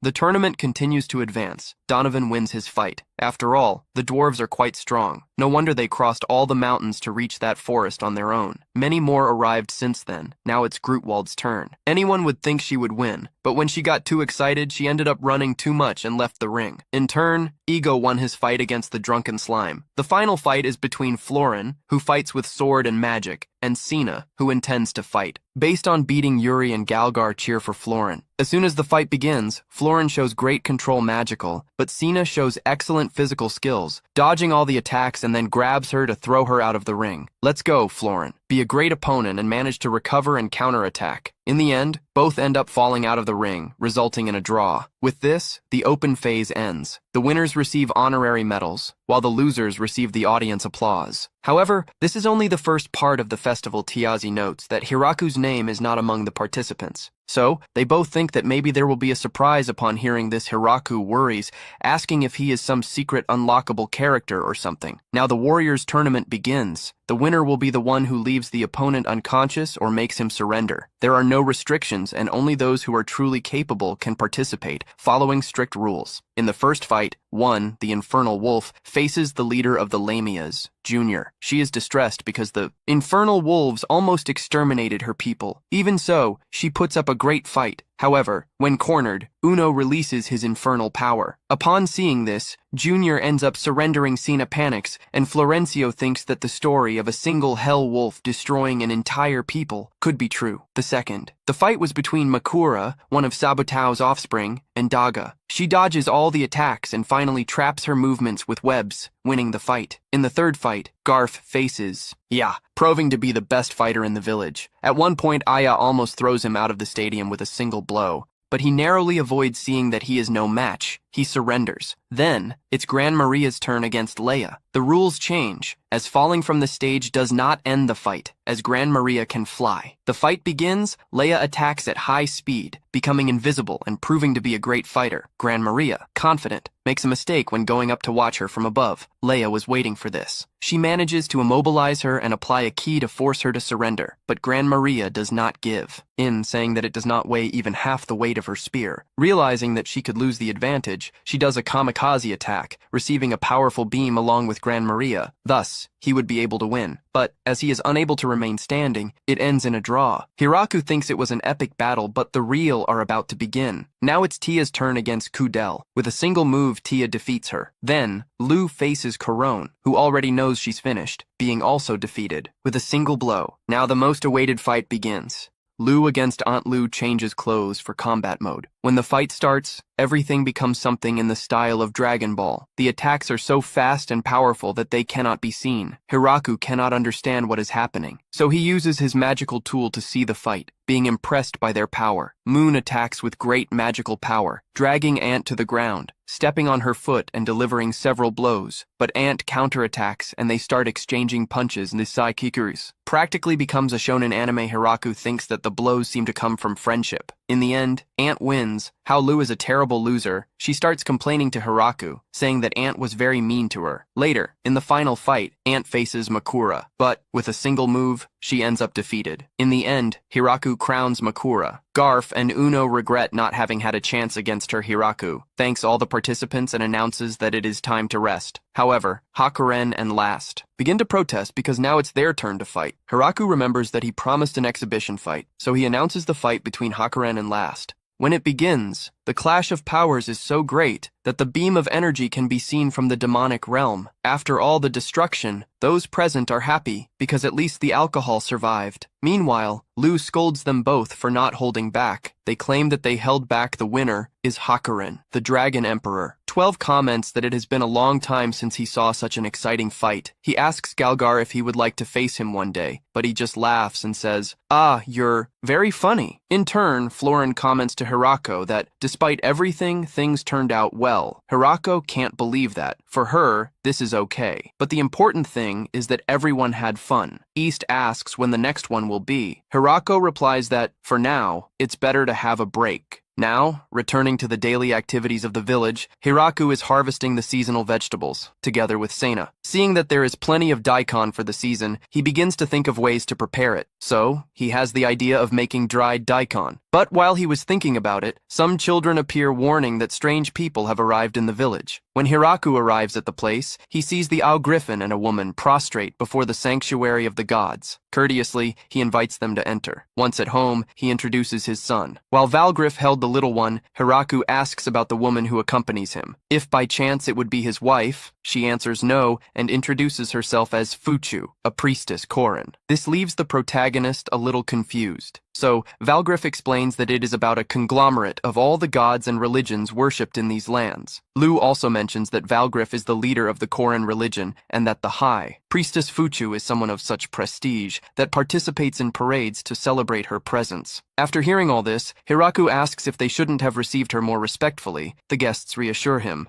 because they reveal that in fact, they came to make a request. At that moment, Fuchu begs the protagonist to save his son. Hiraku doesn't quite understand why he asks him to do this, but then Fuchu explains that he knew that the vampire princess, Lu, the foremost authority on the study of medicinal herbs and flora, the famous seeker of knowledge and incomparable apothecary, lives in that village. Then everyone goes to the Flora's laboratory. Hiraku asks why she never said she was famous. Flora humbly replies that she wrote some books that are used as teaching materials in all magic schools of the world. Then, he asks about the child's illness. However, after receiving all the information, both Lou and Flora keep their heads down. This is because it is something extremely rare. Even so, they don't give up and start researching. After a whole day of work, they discover a possible cure. Lou asks Hiraku to gather the necessary ingredients. As expected, he accepts and starts searching the entire village for the necessary materials. Among them, he asks Last for help to get a dragon's tear. After obtaining this item, he realizes that he needs a dark stone of the mountains.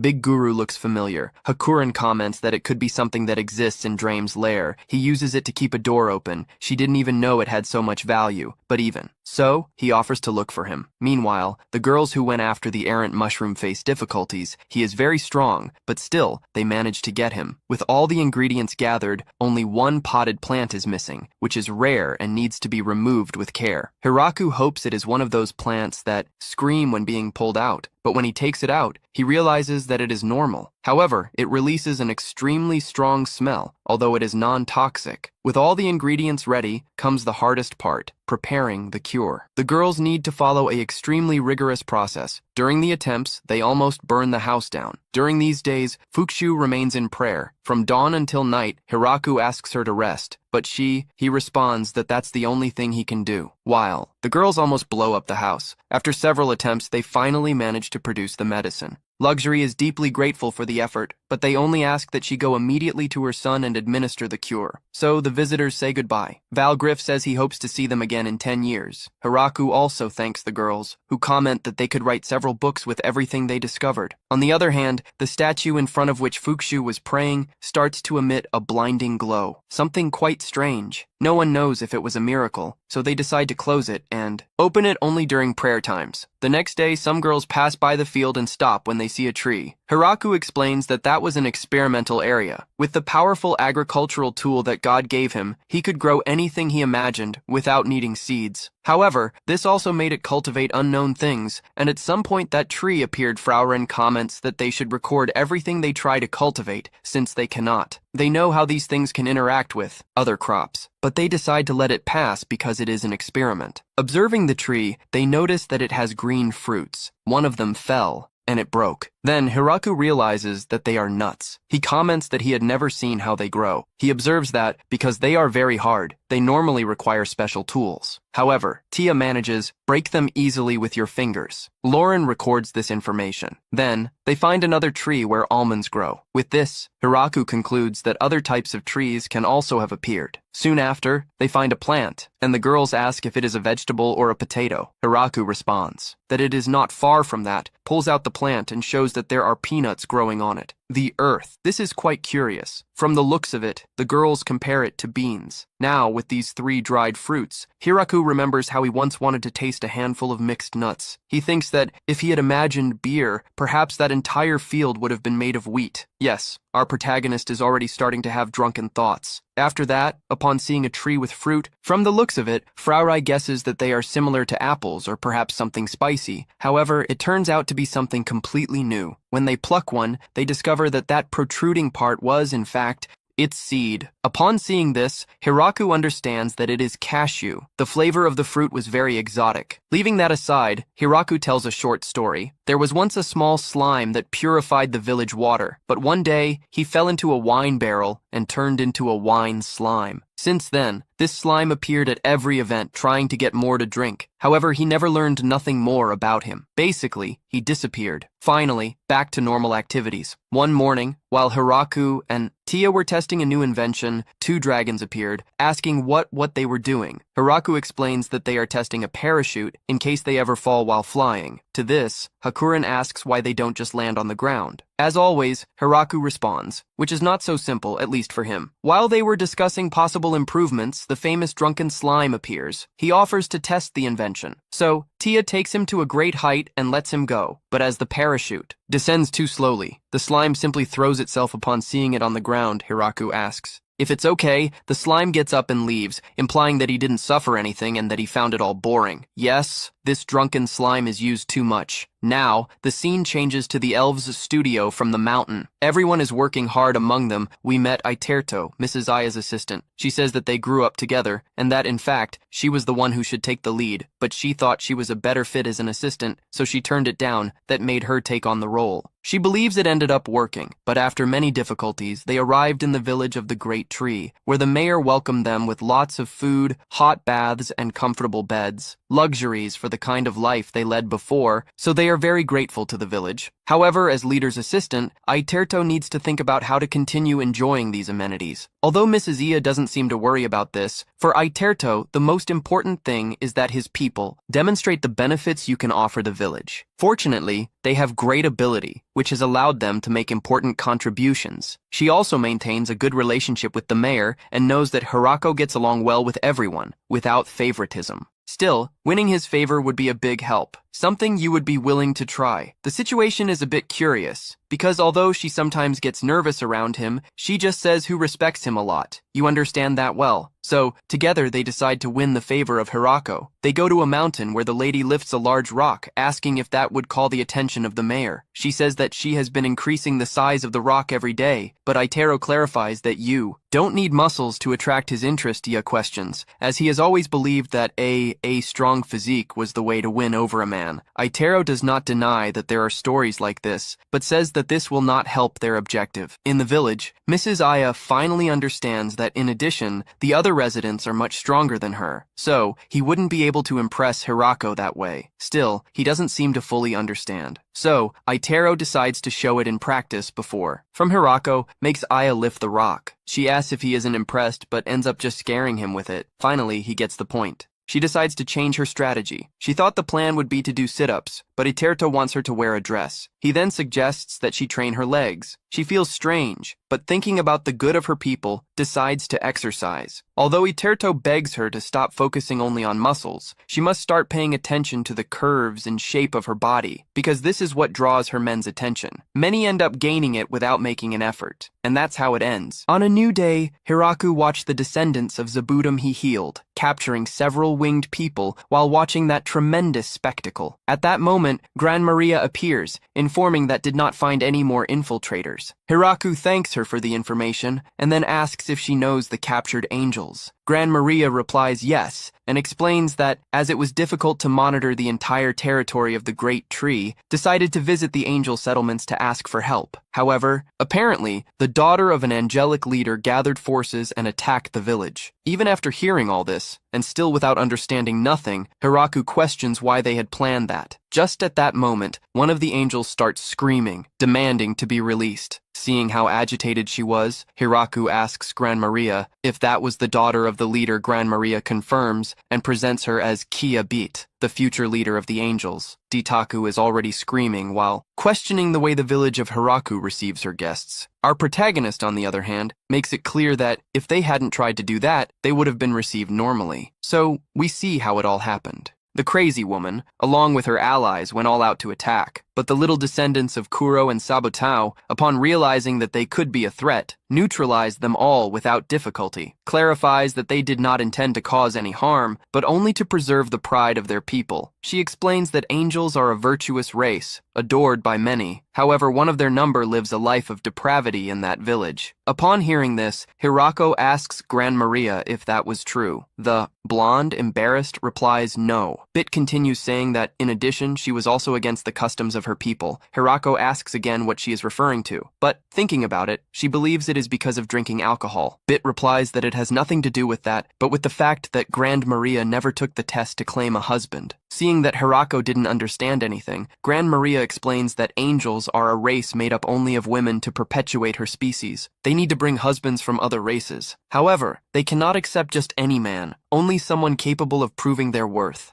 Through unbearable tests, in light of this, Hiraku suggests clarifying the situation, but Gran Maria doubts that Kiabite will believe them. Although he is sure that the others will, in this case, Hiraku creates a plan. he releases all the wings, except Kayabite. The others mention that due to the attack on the village, they could receive severe punishments. However, he offers the chance to redeem, serving Gran Maria. From that moment on, without hesitation, the Arpies agree to change sides. The Yats, angels are afraid of being expelled from the angelic kingdom in the future. Realizing this, Hiraku invents a punishment for Kiyabit, but gives everyone the option of apologizing to reduce the sentence. In light of this, all the angels kneel down, begging for mercy on their behalf. Lady even Gran Maria is surprised to see that he managed to solve everything so easily. After that, we see everyone eating, happy and satisfied, while Kiyabite continues to hang. Yes, that's which happens. For messing up, Hiraku suggests she give up, but Kiyabit refuses to apologize, believing he is just trying to manipulate her. Seeing that she wouldn't give up, Maria asks Hiraku if he would like to take the angel test to convince her. Upon hearing this, Hiraku replies that it's fine, as long as he doesn't have to fly or fight. Maria guarantees that everything will work out. So, everyone goes to the house, where Abbott explains that the test of the angels consists of 5 steps. The first is very simple. It is a test of wealth, where the candidate must donate 777 gold coins to the angels. Yes, a lot of money, even more just to get married. Obviously, this is no problem for our macho man. Hiraku asks if he can offer valuable objects in the place. Abbott confirms, although he doubts that anything in that village is worth that much money, or at least that's what she thought, until they showed her a go-go stone. It was some little thing that Hiraku had on hand, which was worth 1,000 gold coins. Abbott holds back his excitement for the stone and humbly accepts it. Thus, Hiraku passes the first test. The second stage is a test of intelligence. Abbott explains that he will place some stones on the table, and each turn each participant will be able to take between 1 and 3 stones. Taking the last one means losing.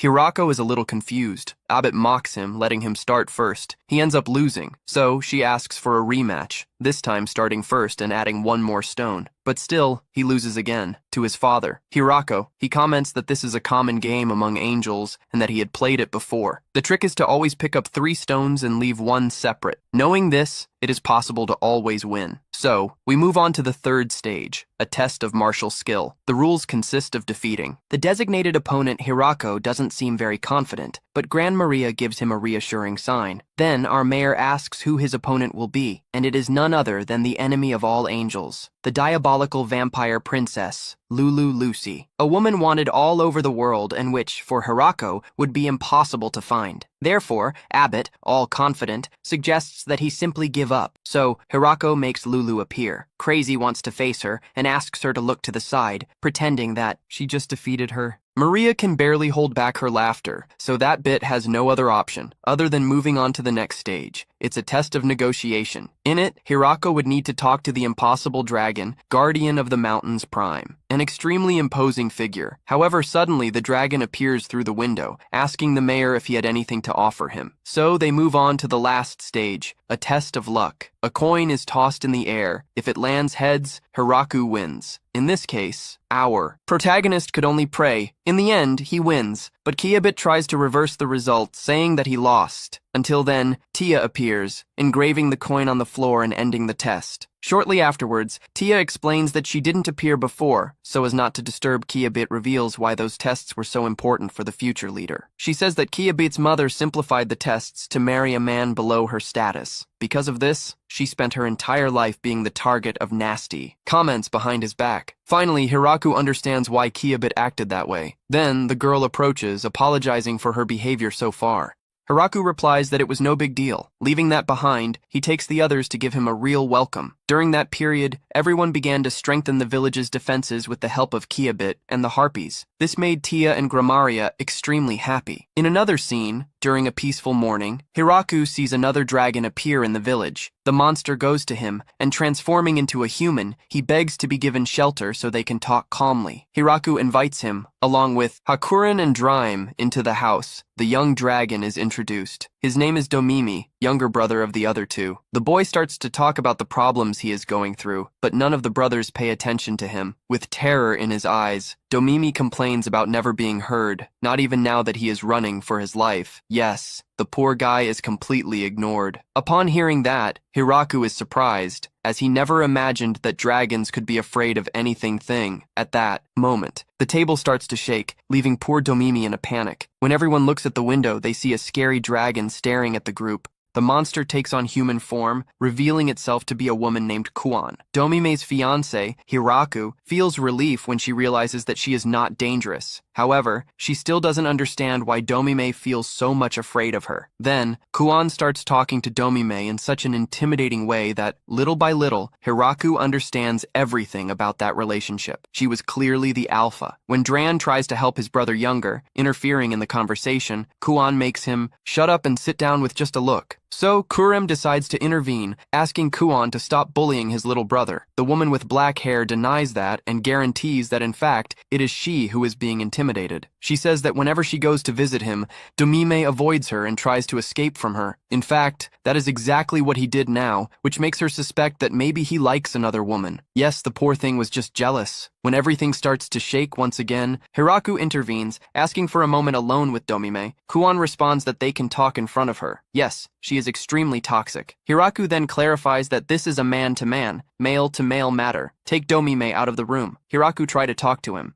but Domine was already prepared to run away like a real coward. Fortunately, Hiraku stops him. He asks how many times Domine has tried to escape. After all, just looking at Kuan, it's clear that it would be impossible to lose her. It doesn't matter if there is any condition of the marriage that bothers him. His luck ran out the moment he met her. Yes, Hiraku was cold about it. So, Domine reveals who was the one who was waiting for him all this time. Hiraku suggests that he try to think about the good, things he can get out of that marriage, leaving aside what discourages him. Domine responds that she would never agree with what he wants, but admits that she didn't even ask. Knowing this, Hiraku suggests that he talk to her, and if he can't say everything face to face, at least write. So, he wouldn't leave any words out. Holding his pen, Domine tries to accept Kuan as his wife. Meanwhile, Hiraku talks to Kuan and asks if she really wants to get married. Error 500. Server error 1500. That's an error? There was an error. Please try again later. That's all we know. But she explains that it's not to simply obey his wishes, it's so that they both respect each other's feelings. Therefore, she should also write what she wanted. Domine accepts, and will write alone. At that moment, Drive approaches the mayor and reveals that dragon women are not easy to convince. So, he should prepare himself. Thus, the two spend the entire night writing. Juon writes about wanting to go on dates and eat the dishes prepared by Domine. All very sweet of her. Domine writes about how much she scares him. Yes, the guy really has no courage. At dawn, the two deliver their wishes, but they are so shy that they cannot even receive them back. So, they continue writing until they finally leave together. Hakuren asks the mayor what motivated him to help Domine. Hirako replies that he was worried about Kuan chasing the boy in dragon form. Besides, they weren't complete either. Unknown. Upon hearing this, Hakuren comments that he will also write a letter to the mayor Iraku. Immediately asks her to take it easy with the requests. The next day, we see some villagers harvesting wheat. Then, Hakuren and Last return to the village, carrying some snakes. In their human forms, they announce that they have returned. Hiraku welcomes them. He explains that an expedition had been sent to the newly discovered northern dungeon, but is left wondering why they returned with 3 serpents. Later, Hiraku prepares a great feast for everyone, serving several different types of cuts of snake meat. Everyone is impressed with the taste of the food. He explains that anyone curious about those snakes is that no matter where they are cut, they always end up yielding ribs. With the amount they brought, they will have enough meat to eat for a long time. One of the elves comments that there is no need to eat everything in a hurry, as those beasts are extremely vigorous, making even their flesh last for a long time. She explains that a bloody viper is capable of regenerate the entire body, as long as its head remains intact. They ask if there were still more vipers left to hunt. However, those 3 were the last. Lakota explains that, thanks to the help of the dragons,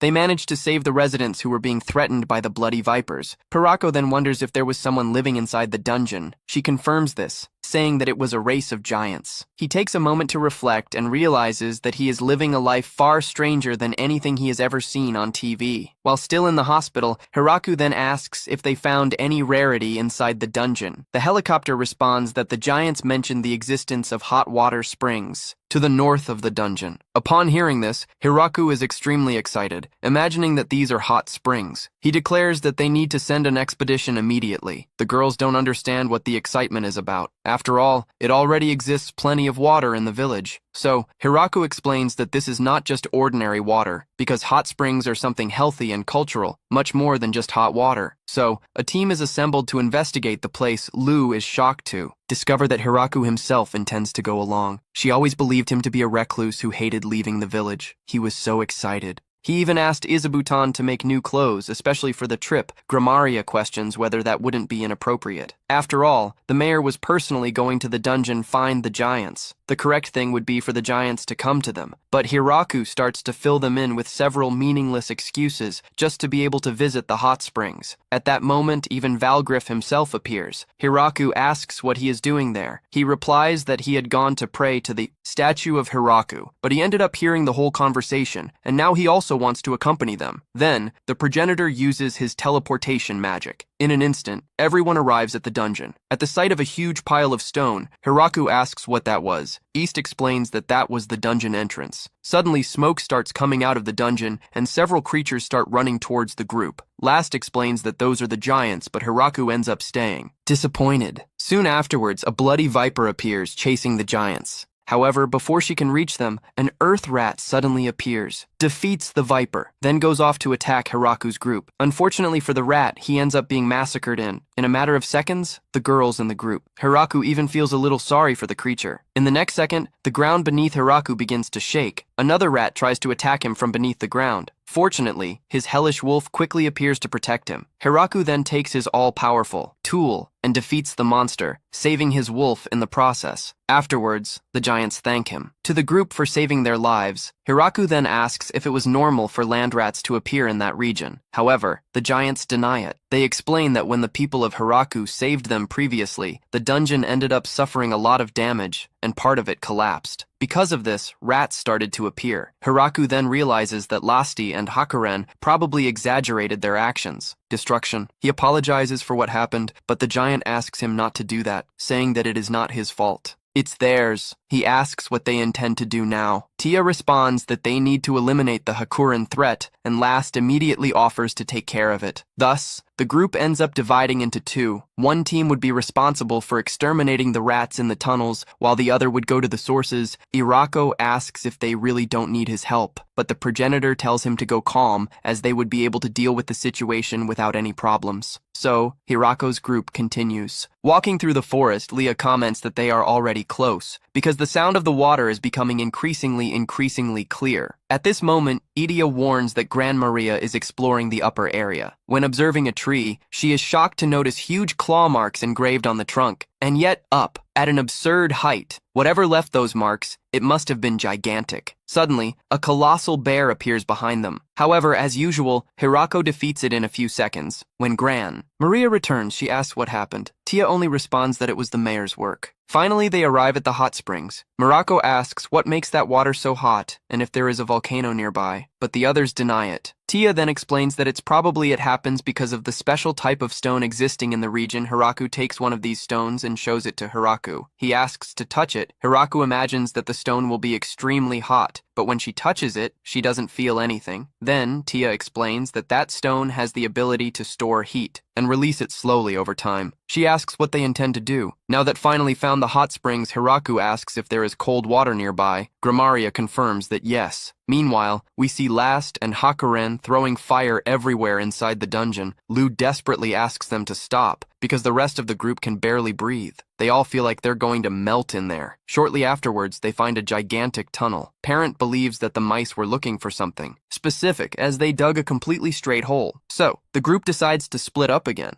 To further investigate the area, returning to Iraku, he ends up having an idea. My plan is to take the extremely hot water that rises in the mountains and redirect it to the river. Perfect temperature for a thermal bath. Soon after, everyone starts building the bath area. The girls realize how excited Hiraku is about it. Maria comments that they already have one extremely luxurious bath in the village, so she can't understand all that excitement. At that moment, Kyabite appears. The aunt asks if she needed anything, but Kyabite says no, she wanted nothing in particular. She was just bored and decided to follow the group. So, Hiraku asks her to help her aunt carry wood to the other side of the river. Thus, the construction of the thermal bath finally begins, and everyone starts working together as a team. Back in the dungeon, we see the group formed by Lesta, Flora, and Lu advancing through the tunnels. Flora wonders what could exist in that huge cave. At the same time, Lu questions why. There would be such a gigantic tunnel in a place where there is apparently no source of food. Then, Flora asks if it wouldn't be better come back, however. East responds that it thinks it's better to continue.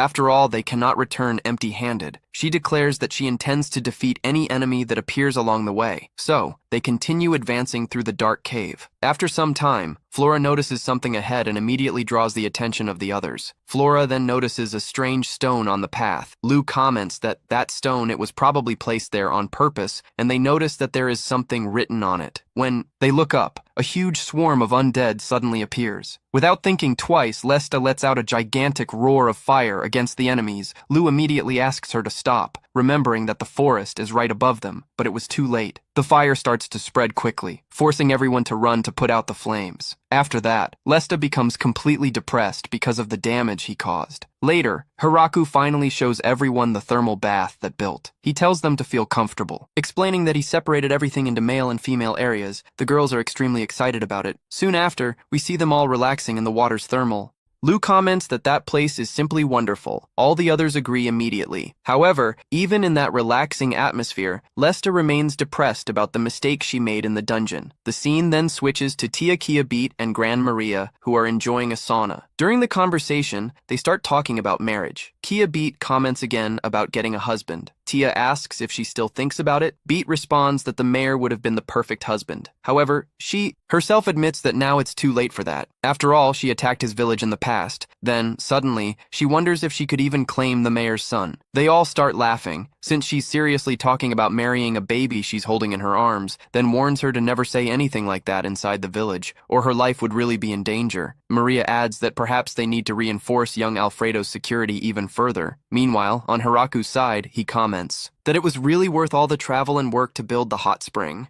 because that place is extremely relaxing. However, he realizes that the progenitor and the rest of the group have not yet returned. Then, the scene changes to the back of the cave. Several evil skeletons appear, telling the group not to get in their way. However, Hakuren simply kicks one of them in the head so hard that she goes flying, venting all her accumulated frustration. Progenitor observes that and thinks that cave is really strange. Meanwhile, Hakuren continues crushing the enemies and taking out all his anger on them. The progenitor then reflects that he imagined that mission would be fun, but he ended up getting involved in a big conspiracy. Even so, he decides to leave everything in Hakuren's hands for now. Going back a little to the past, we see the confusion of the undead. One of them stands up. He introduces himself as the Lord of Death and swears that he will break a seal. Moving on to the mayor, he tells us that the progenitor and his team returned from their underground mission. Hiraku asks if they discovered why the rats began to appear. The progenitor simply replies that it was the fault of a very evil being, but Hakuren finished them all off. This also didn't help to get more information, but now, Hakuren is resting with East, ensuring that for now they should be free from danger. However, Hiraku asks about the hooded girl, revealing here that she is the leader of the monsters. At first, she looked like the rest of the undead, but Hakuren left her like that, at the base of Kicks and Fire. Now that Lei has run out of resources, she is in no condition to fight, so they couldn't leave her there. Hiraku asks if she has a name. Ian comments that she hasn't said anything since she took this form. The leader of the monsters responds that her name is Urza. Furthermore, she remembers absolutely nothing, so Hiraku has no other option but to receive her. Now we see Urza's story. She tells that upon awakening from a long sleep,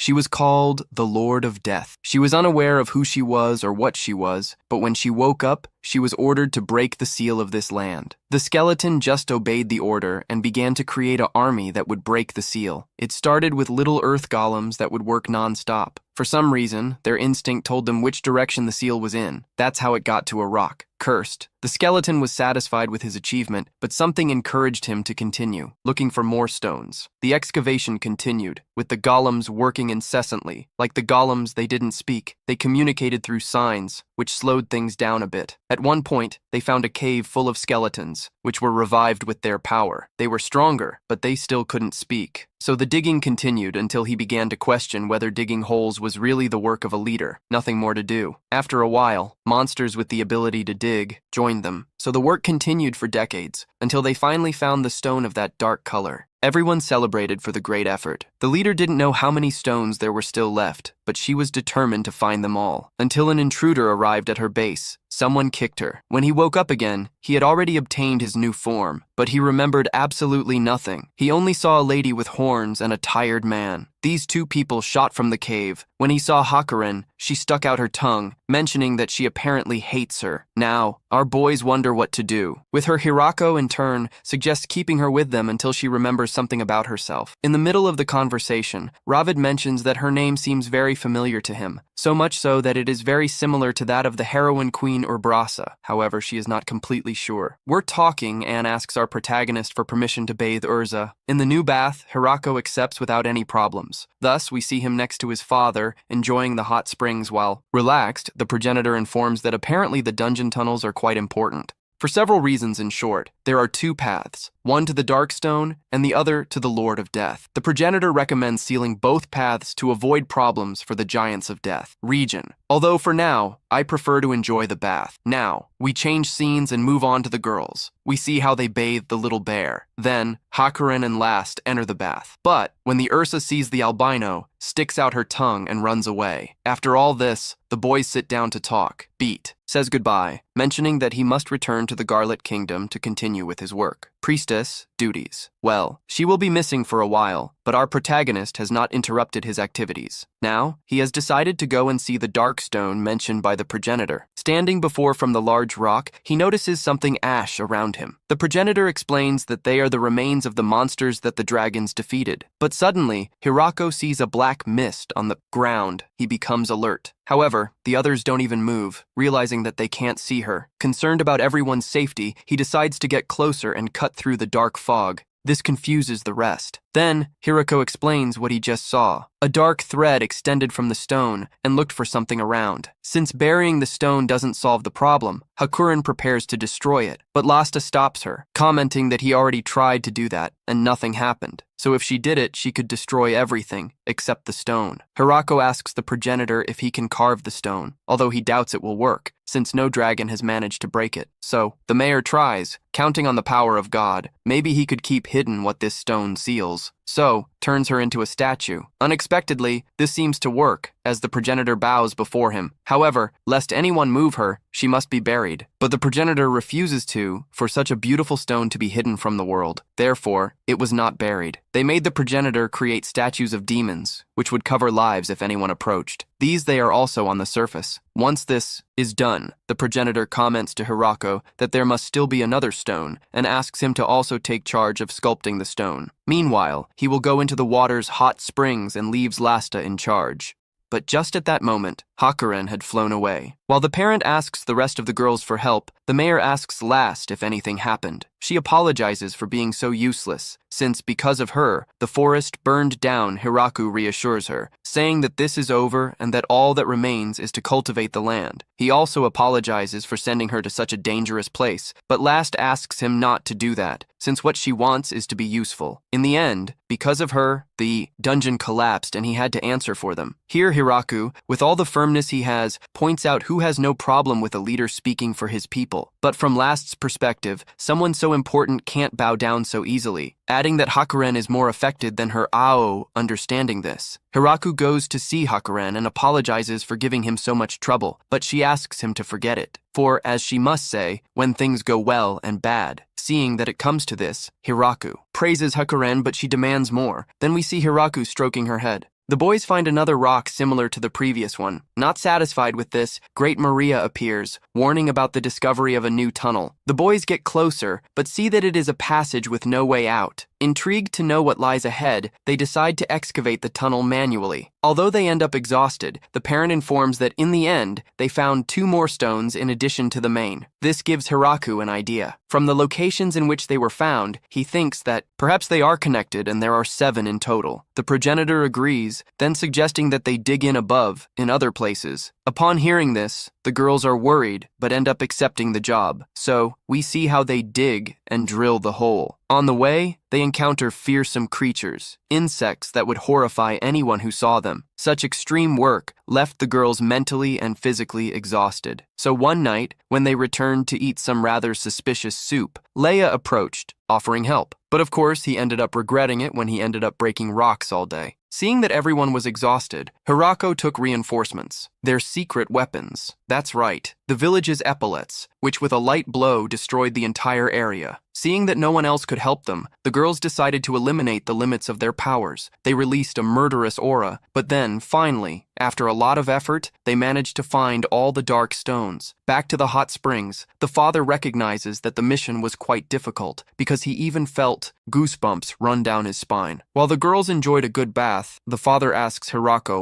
what to do with the dark stones. Hirako responds that he doesn't know. The progenitor wastes no time and takes out several books with different gods. He says they could sculpt them to venerate them all. Ao seeing how excited he is, Hirako wonders if this was the real reason he looked for these dark stones. At night, we see a demon falling from the sky for tens of thousands of years. He waited for his time because he wanted to take revenge on the gods. At night, we see Hirako and the village people having a feast in the hot springs. He wanted the team that participated in the expedition to be able to relax, since everyone had a hard time. Hirako goes to Lou and Ant and thanks them for their efforts. Ant reveals that she was ready to punch her progenitor in the head because he was the one who set all this up. In total, 7 stones were discovered, and Hirako made statues in all of them. The dark aura apparently disappeared. He hopes everything will be fine. Now he goes to Bezel's table and says that it's rare for him to go there. Bezel explains that he had to refuse many invitations, but the problems were solved, thanks, so he got some time to rest. We even see Free returning to the village looking for his beloved Hirako. Asks who is drinking with the drive as he had never seen that person before. Rizel explains that it is Randan, one of the Demon Lord's 4 generals and Minister of Internal Affairs. When talking to Drame, Randan says that the rioters who were previously and Hirako thanks him for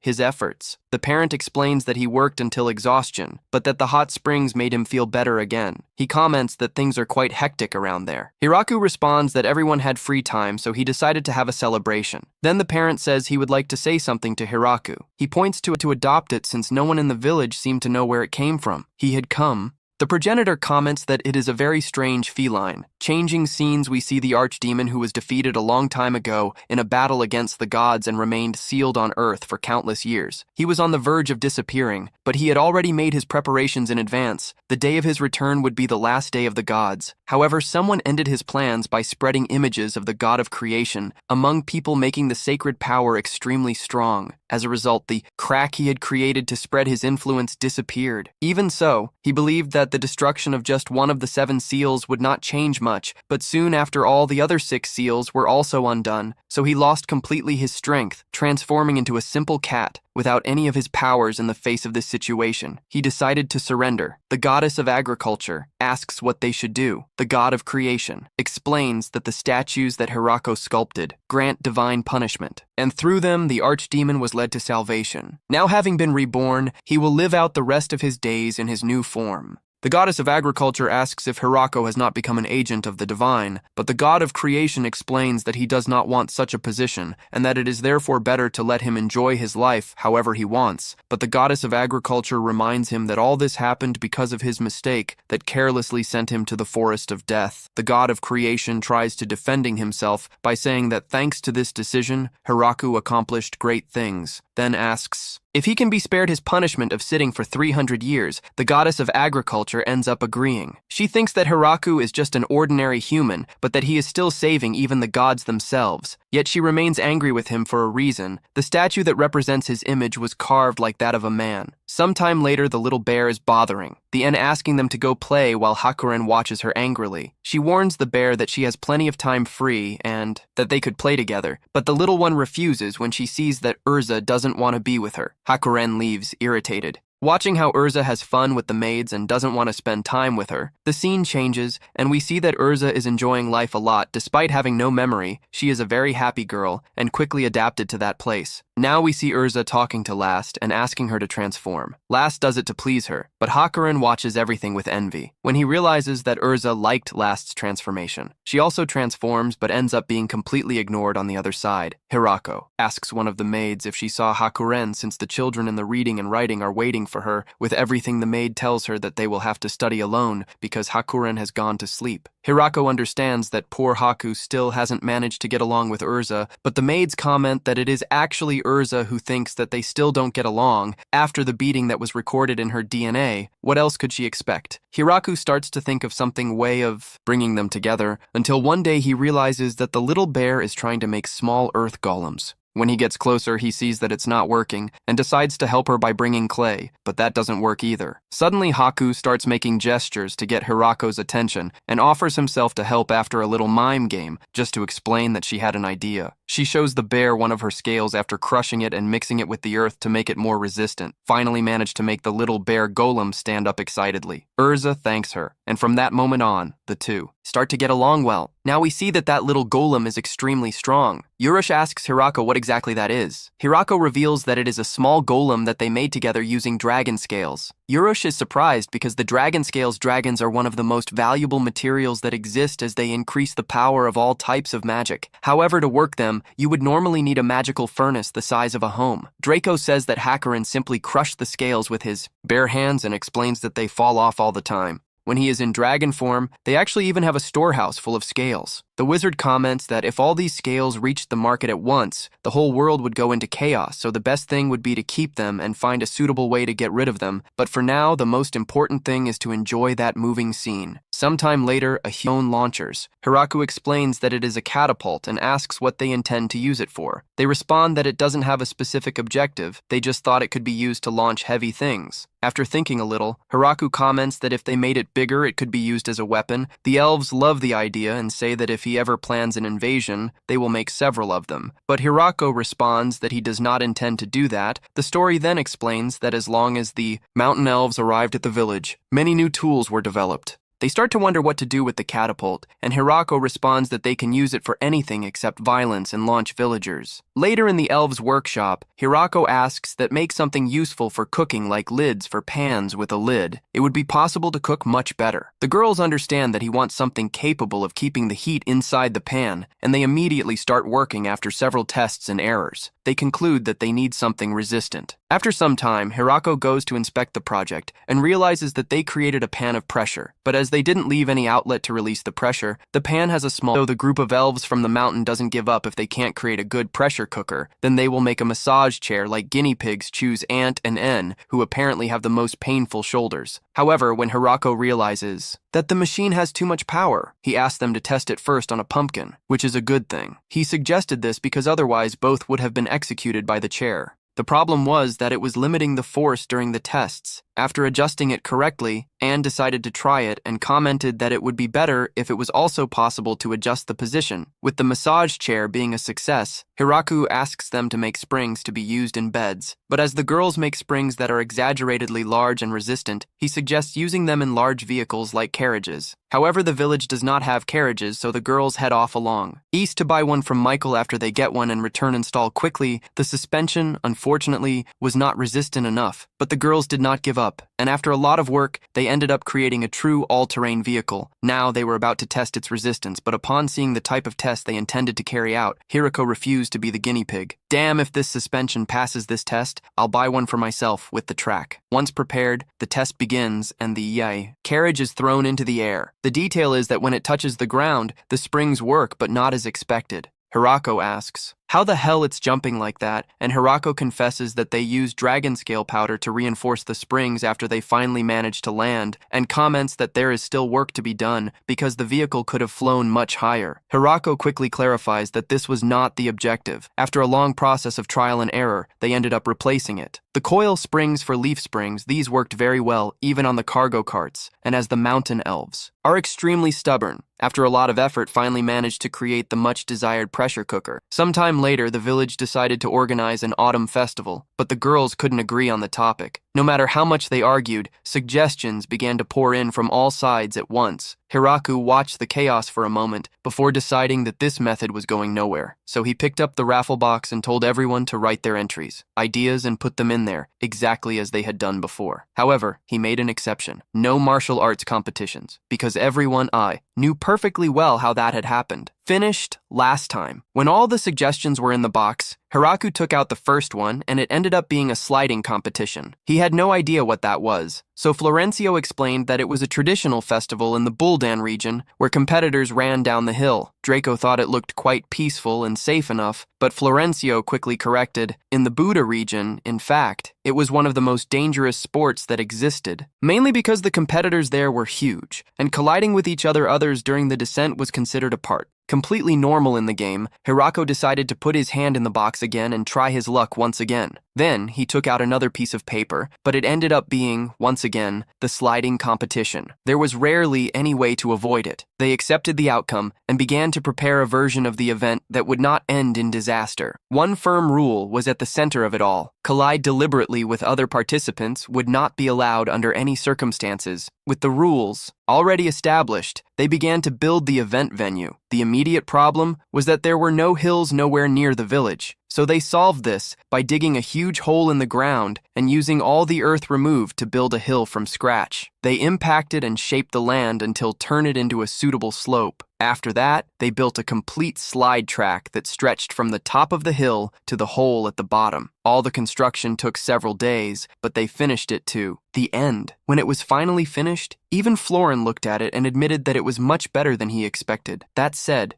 she believed that it could become a great tradition in the Big Tree Village. For many years, it didn't take long for the autumn festival to begin. The sliding competition was about to begin. The rules were simple. Participants would slide down the ramps on planks until they fell into the water. The winner would be decided according to who could slide the furthest far away. Something similar to ski jumping, Ronana was the first participant to go out. But in her first attempt, she was unable to gain enough momentum to slide correctly down the descent. Still so, he ended up getting the hang of it and managed to perform a decent jump, which guaranteed him a respectable distance. Daga was next, and from the beginning of the course, demonstrated incredible control of the board. Flora sent his technique along with the distance he managed to cover and thought he would probably set a new record. With a performance like that, Flora came next. During the course, she ended up becoming too confident. Because of this, she lost control and ended up falling into the water before being able to correctly complete her journey. She was firmly in last place. The day was after her, but after jumping from the ramp, she opened her wings and began to fly to cover a greater distance. Unfortunately, that was not allowed in the game. So, Florina announced immediately that she was disqualified for breaking the competition rules. Lou came right after and performed amazingly. Not only did she set a new record, she surpassed Daga in control of the board, leaving everyone impressed with her skill. The next competitor was Sena, but everyone noticed that she was a little shy when it came to launching herself onto the board. Ramp, she didn't want people to see her belly button. She spent some time hesitating and trying to gather her courage. Although in the end, she managed to gather the necessary confidence and launch herself off the ramp. Everyone gave her a round of applause for overcoming her nerves. Now it was Rizashi's turn, but she was terrible and ended up completely embarrassing herself in front of everyone watching. How I didn't want to be the only one to be embarrassed. I tried to make Florina feel embarrassed too. So, I told her to stop standing there and do a jump too. Florina tried to hide it. Saying that she was too busy with her commentary duties, Risachi continued to insist. Then Florence finally relents. She changes out of her swimsuit and prepares to jump, start her journey, ends up using her wind magic to gain momentum and increase the jump distance. Unfortunately for her, this goes against the rules of the competition, so she also ends up being disqualified. Everyone has high expectations for Lest, as she has a flying nature, and she manages to perfectly meet everyone's expectations, makes a presentation spectacular, and creates a huge explosion of water upon landing, receiving lots of applause and cheers from the audience. Leaving this aside, Florin announces that the competition has officially been closed and declares Daga as the winner according to the current classification. However, suddenly, it is interrupted when Zabutom appears out of nowhere and launches himself off the ramp with a spinning jump. Is so impressive and covers such a huge distance that it ends up being enough to make him win the competition, above Daga, completely changing the final results at the last moment. Hiraku achieves a new milestone as a father. When Alfred takes his first steps, Lou runs immediately as soon as Hiraku mentions this. She is truly proud when she realizes how much Alfred grown up since he was born. She starts to wonder how long it will be before Alfred starts talking and what his first name will be. They all hope it's Mom or Dad, but they are completely surprised when Anne picks him up and he says her name instead. Everyone is immediately enchanted when they hear that. They start trying to get Alfred to say their own names too. As soon as the news spreads, the villagers crowd around Alfred in hopes that he will eventually tell them their names too. Before long, he becomes the center of everyone's attention. The village. A few days later, Fu returns to the village. First of all, he thanks Hiraku for the antidote that he and his people prepared for his son, as it was extremely effective. She explains that the boy's condition improved a lot after taking it and is deeply grateful for everything the village did to help him. She then turns her attention to the new residents she brought with her to the village. Hirako is happy to see that the majority of them are men, of male residents in the village. Having said that, Hirako addresses the newcomers. She gives a warm welcome. A few weeks earlier, Fushu had been looking for ways to thank the people of the village. Great Tree Village. They had cured her son. During this period, she discovered that the Great Tree Village was looking for new residents. Having said that, she immediately asked her guard who would gather people willing to move and send them to the Big Tree Village. The guard initially suggested sending some slaves first, but Fu refused. She didn't want that individuals of such low standing were sent as representatives. He wanted to properly reward the village for all they had done for their family. However, the guard pointed out that probably no one would agree to go voluntarily, since the Great Tree Village was located in the heart of the forest of Death, and still, Fushu knew that. Although the Forest of Death was surrounded by countless frightening rumors, the village itself continued to prosper until that moment. This meant that it couldn't be as terrifying as the people said. She decided to put up posters looking for volunteers, but no one came because everyone was too afraid to enter the Forest of Death. With this plan failing, the guard suggested offer the opportunity to homeless people living in the city. For them, that would basically mean free food and shelter. As Isa expected, it didn't take long for all the homeless people in the city came together, ready and willing to leave. Fuchu went ahead and took time to educate them so that they could properly communicate and relate to members of the city. Big Tree Village. She even went so far as to remove the titles of those who came from noble families, just to avoid complications when they reached their destination. When eventually asked where they were being sent, Fuchu simply smiled and said that it was a place that would become their new homeland. He didn't know how they would react if he revealed that it was inside the Forest of Death. Back in the present, the new villagers were really impressed. They found it almost unbelievable that they could live there for free. Mamu arrived shortly after and informed all the new residents that she would be responsible for taking care of them. Therefore, they should feel at home and not hesitate to ask for help if they needed anything. This way, the new residents began to adapt to life in the village. However, Hiraku later discovered that they were not actually used to heavy labor, such as farming and other physically demanding activities. So instead, he decided to take advantage of their reading and writing skills. He had them transcribe important books and documents. He even manufactured printing presses and allowed them to experiment with printing for the first time. After watching them work with the equipment for some time, he realized that the printing industry could have a promising future in Hiraku village as well. Discovered that many of them possessed the ability to summon spirits, which ended up making small household chores much more convenient throughout the village. A great benefit for everyone.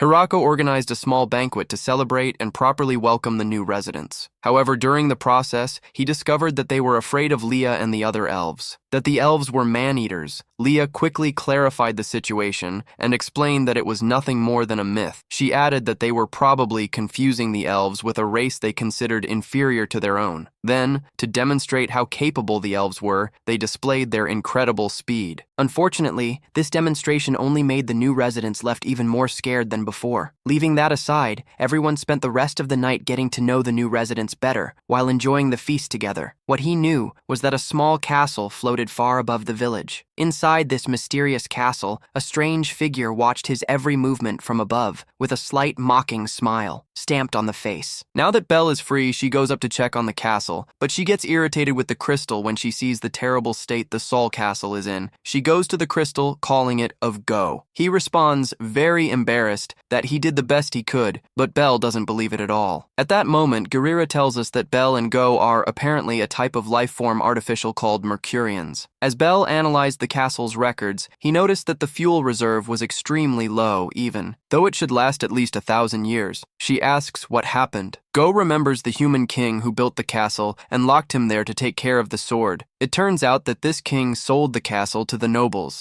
The prodigies are overselling all the fuel. However, they also sold the castle to the demigods, that is, the angels. The castle was used in a war. Because of this, it lost its ability to float, ending up falling and crashing into the ground. Hirako also asks if they couldn't just add more fuel, but Belle explains that it's not that simple. The castle works with solar stones, minerals that constantly emit heat. They are extremely rare. Therefore, the best option would be to find out where and how to find them. Upon hearing this, the poor man Kusudani panics as he is afraid of the outside world. Fortunately, Rui was carrying one of these sunstones with him. He remembers that it was the same stone they found when they were searching a hot spring. Rui says that he brought the stone in case it was cold. Furthermore, he explains that, in the past they were very rare, but nowadays they are frequently extracted to warm people. Knowing afterwards, Hirako offers to get more stones from the hot springs. Belle thanks her in a very embarrassed way. After having spent so much time grumbling, now she looks dejected. So, Hirako orders them to bring barrels full of these stones to solve the problem as quickly as possible. Although God says they can take as long as they want, since that small amount of fuel would still last 3 years, Hirako decides to bring them immediately. Then Kusudani approaches to tell him something important. All his people volunteered to serve under the protection of the village of Big Tree. In exchange for safety, Hirako shares the news with the girls who agree to welcome them. However, what worries him most is not knowing who the castle belongs to. Now, Rui advises him not to think too much about it, as no one will claim an abandoned castle. The demigods, now called angels, have already been extinguished with everyone's support. Hirako decides to allow the Sun Castle to join to the village. However, Donovan imposes a condition, that they bring those dungeon potatoes to produce a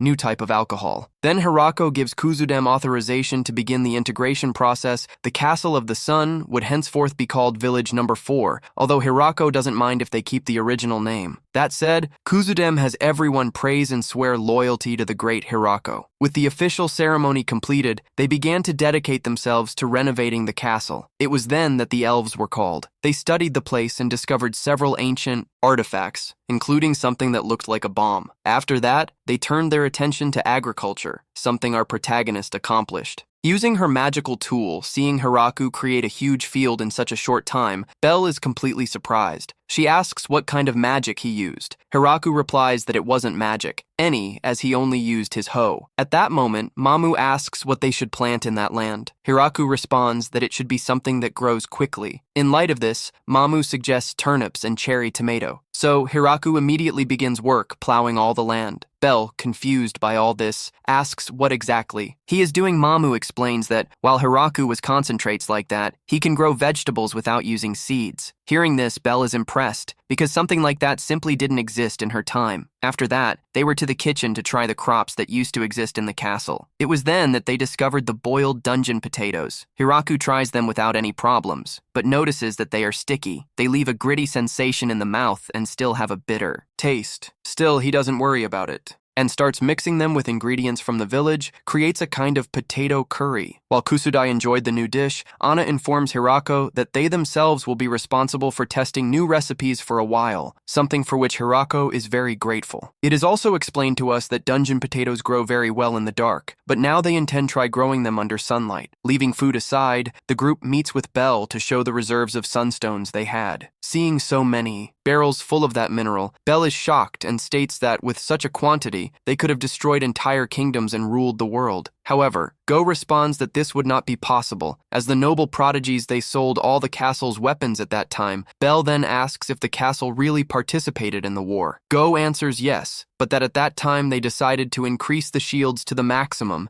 and simply use it to crash into other castles. Upon hearing this, Belle finally understands why there was so much turmoil during the battles. With all problems resolved, the group returns to the village. However, now they needed to find a means of transport to travel to the castle. Therefore, they called the High Elves, who, using their old castle projects, they created a prototype hot air balloon. When the prototype finally started to float, Hirako noticed a problem. He had no idea how to control that thing. The girls explained that it was possible to control the altitude by decreasing or increasing the intensity of the fire. But the direction would completely depend on the wind, exactly as it happens in the real world. Days passed, and one morning, while everyone was carrying out their usual tasks, they noticed that snow began to fall. This meant that winter had returned. However, the Castle of the Sun, it was still as warm as spring. Probably, the king who built it designed it to serve as a refuge during the winter. Taking advantage of these conditions, Hirako decided to create gardens of flowers, something that Kusudem seemed not to know. After all, his people always thought only of cultivating edible plants Hirako, so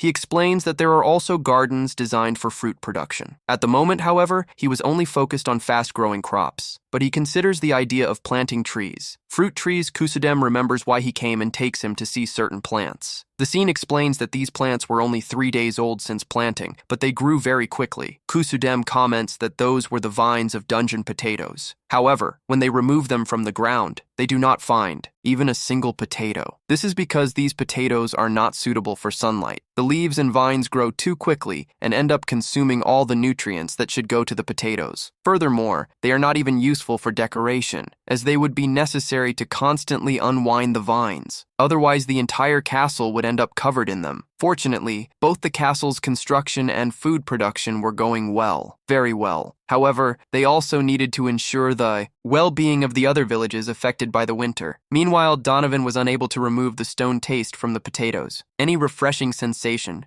Because of this, he thinks about giving up on them. He didn't want to force an ingredient to become something it wasn't. Now Agnes decided to investigate more ways of cooking. However, the results ended becoming extremely shiny. This gave the dishes a slime-like appearance. Sometime later, the Sun Castle approached the village from the southeast and positioned itself to the north. This made Go feel uncomfortable to always stay in the same place. To solve this problem, he decided to stay north during the winter, to the west in the spring, to the south in the summer, and to the east in the fall. He rotated around the village of the big tree, functioning as a kind of calendar of the seasons. Seeing all this, Hiraku remembers how his small village grew quickly. First, it became 2 villages, then 3, until finally reaching 4. Meanwhile, the children played in the snow, something that made Hiraku feel older. He felt much colder than them. After a while, the castle was already almost reaching the west. One night, Frown proposes that the 4 villages officially demonstrate that they belong to the great tree.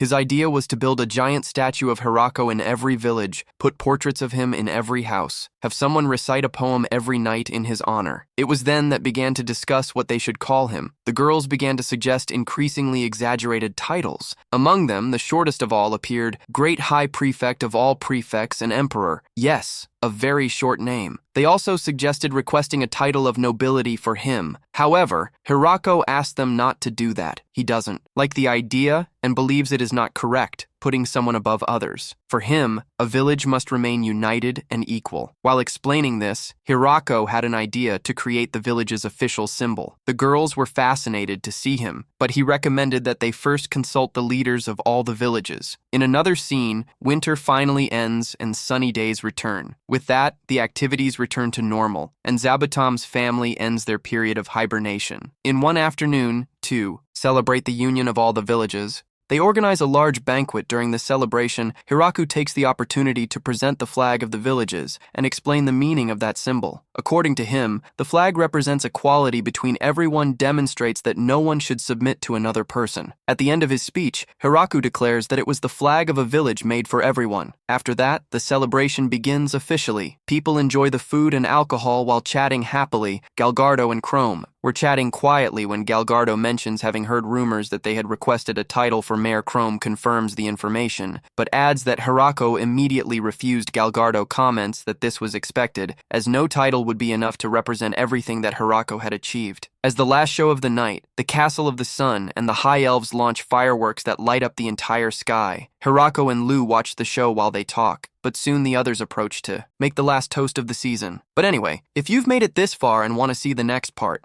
comment on the words Emperor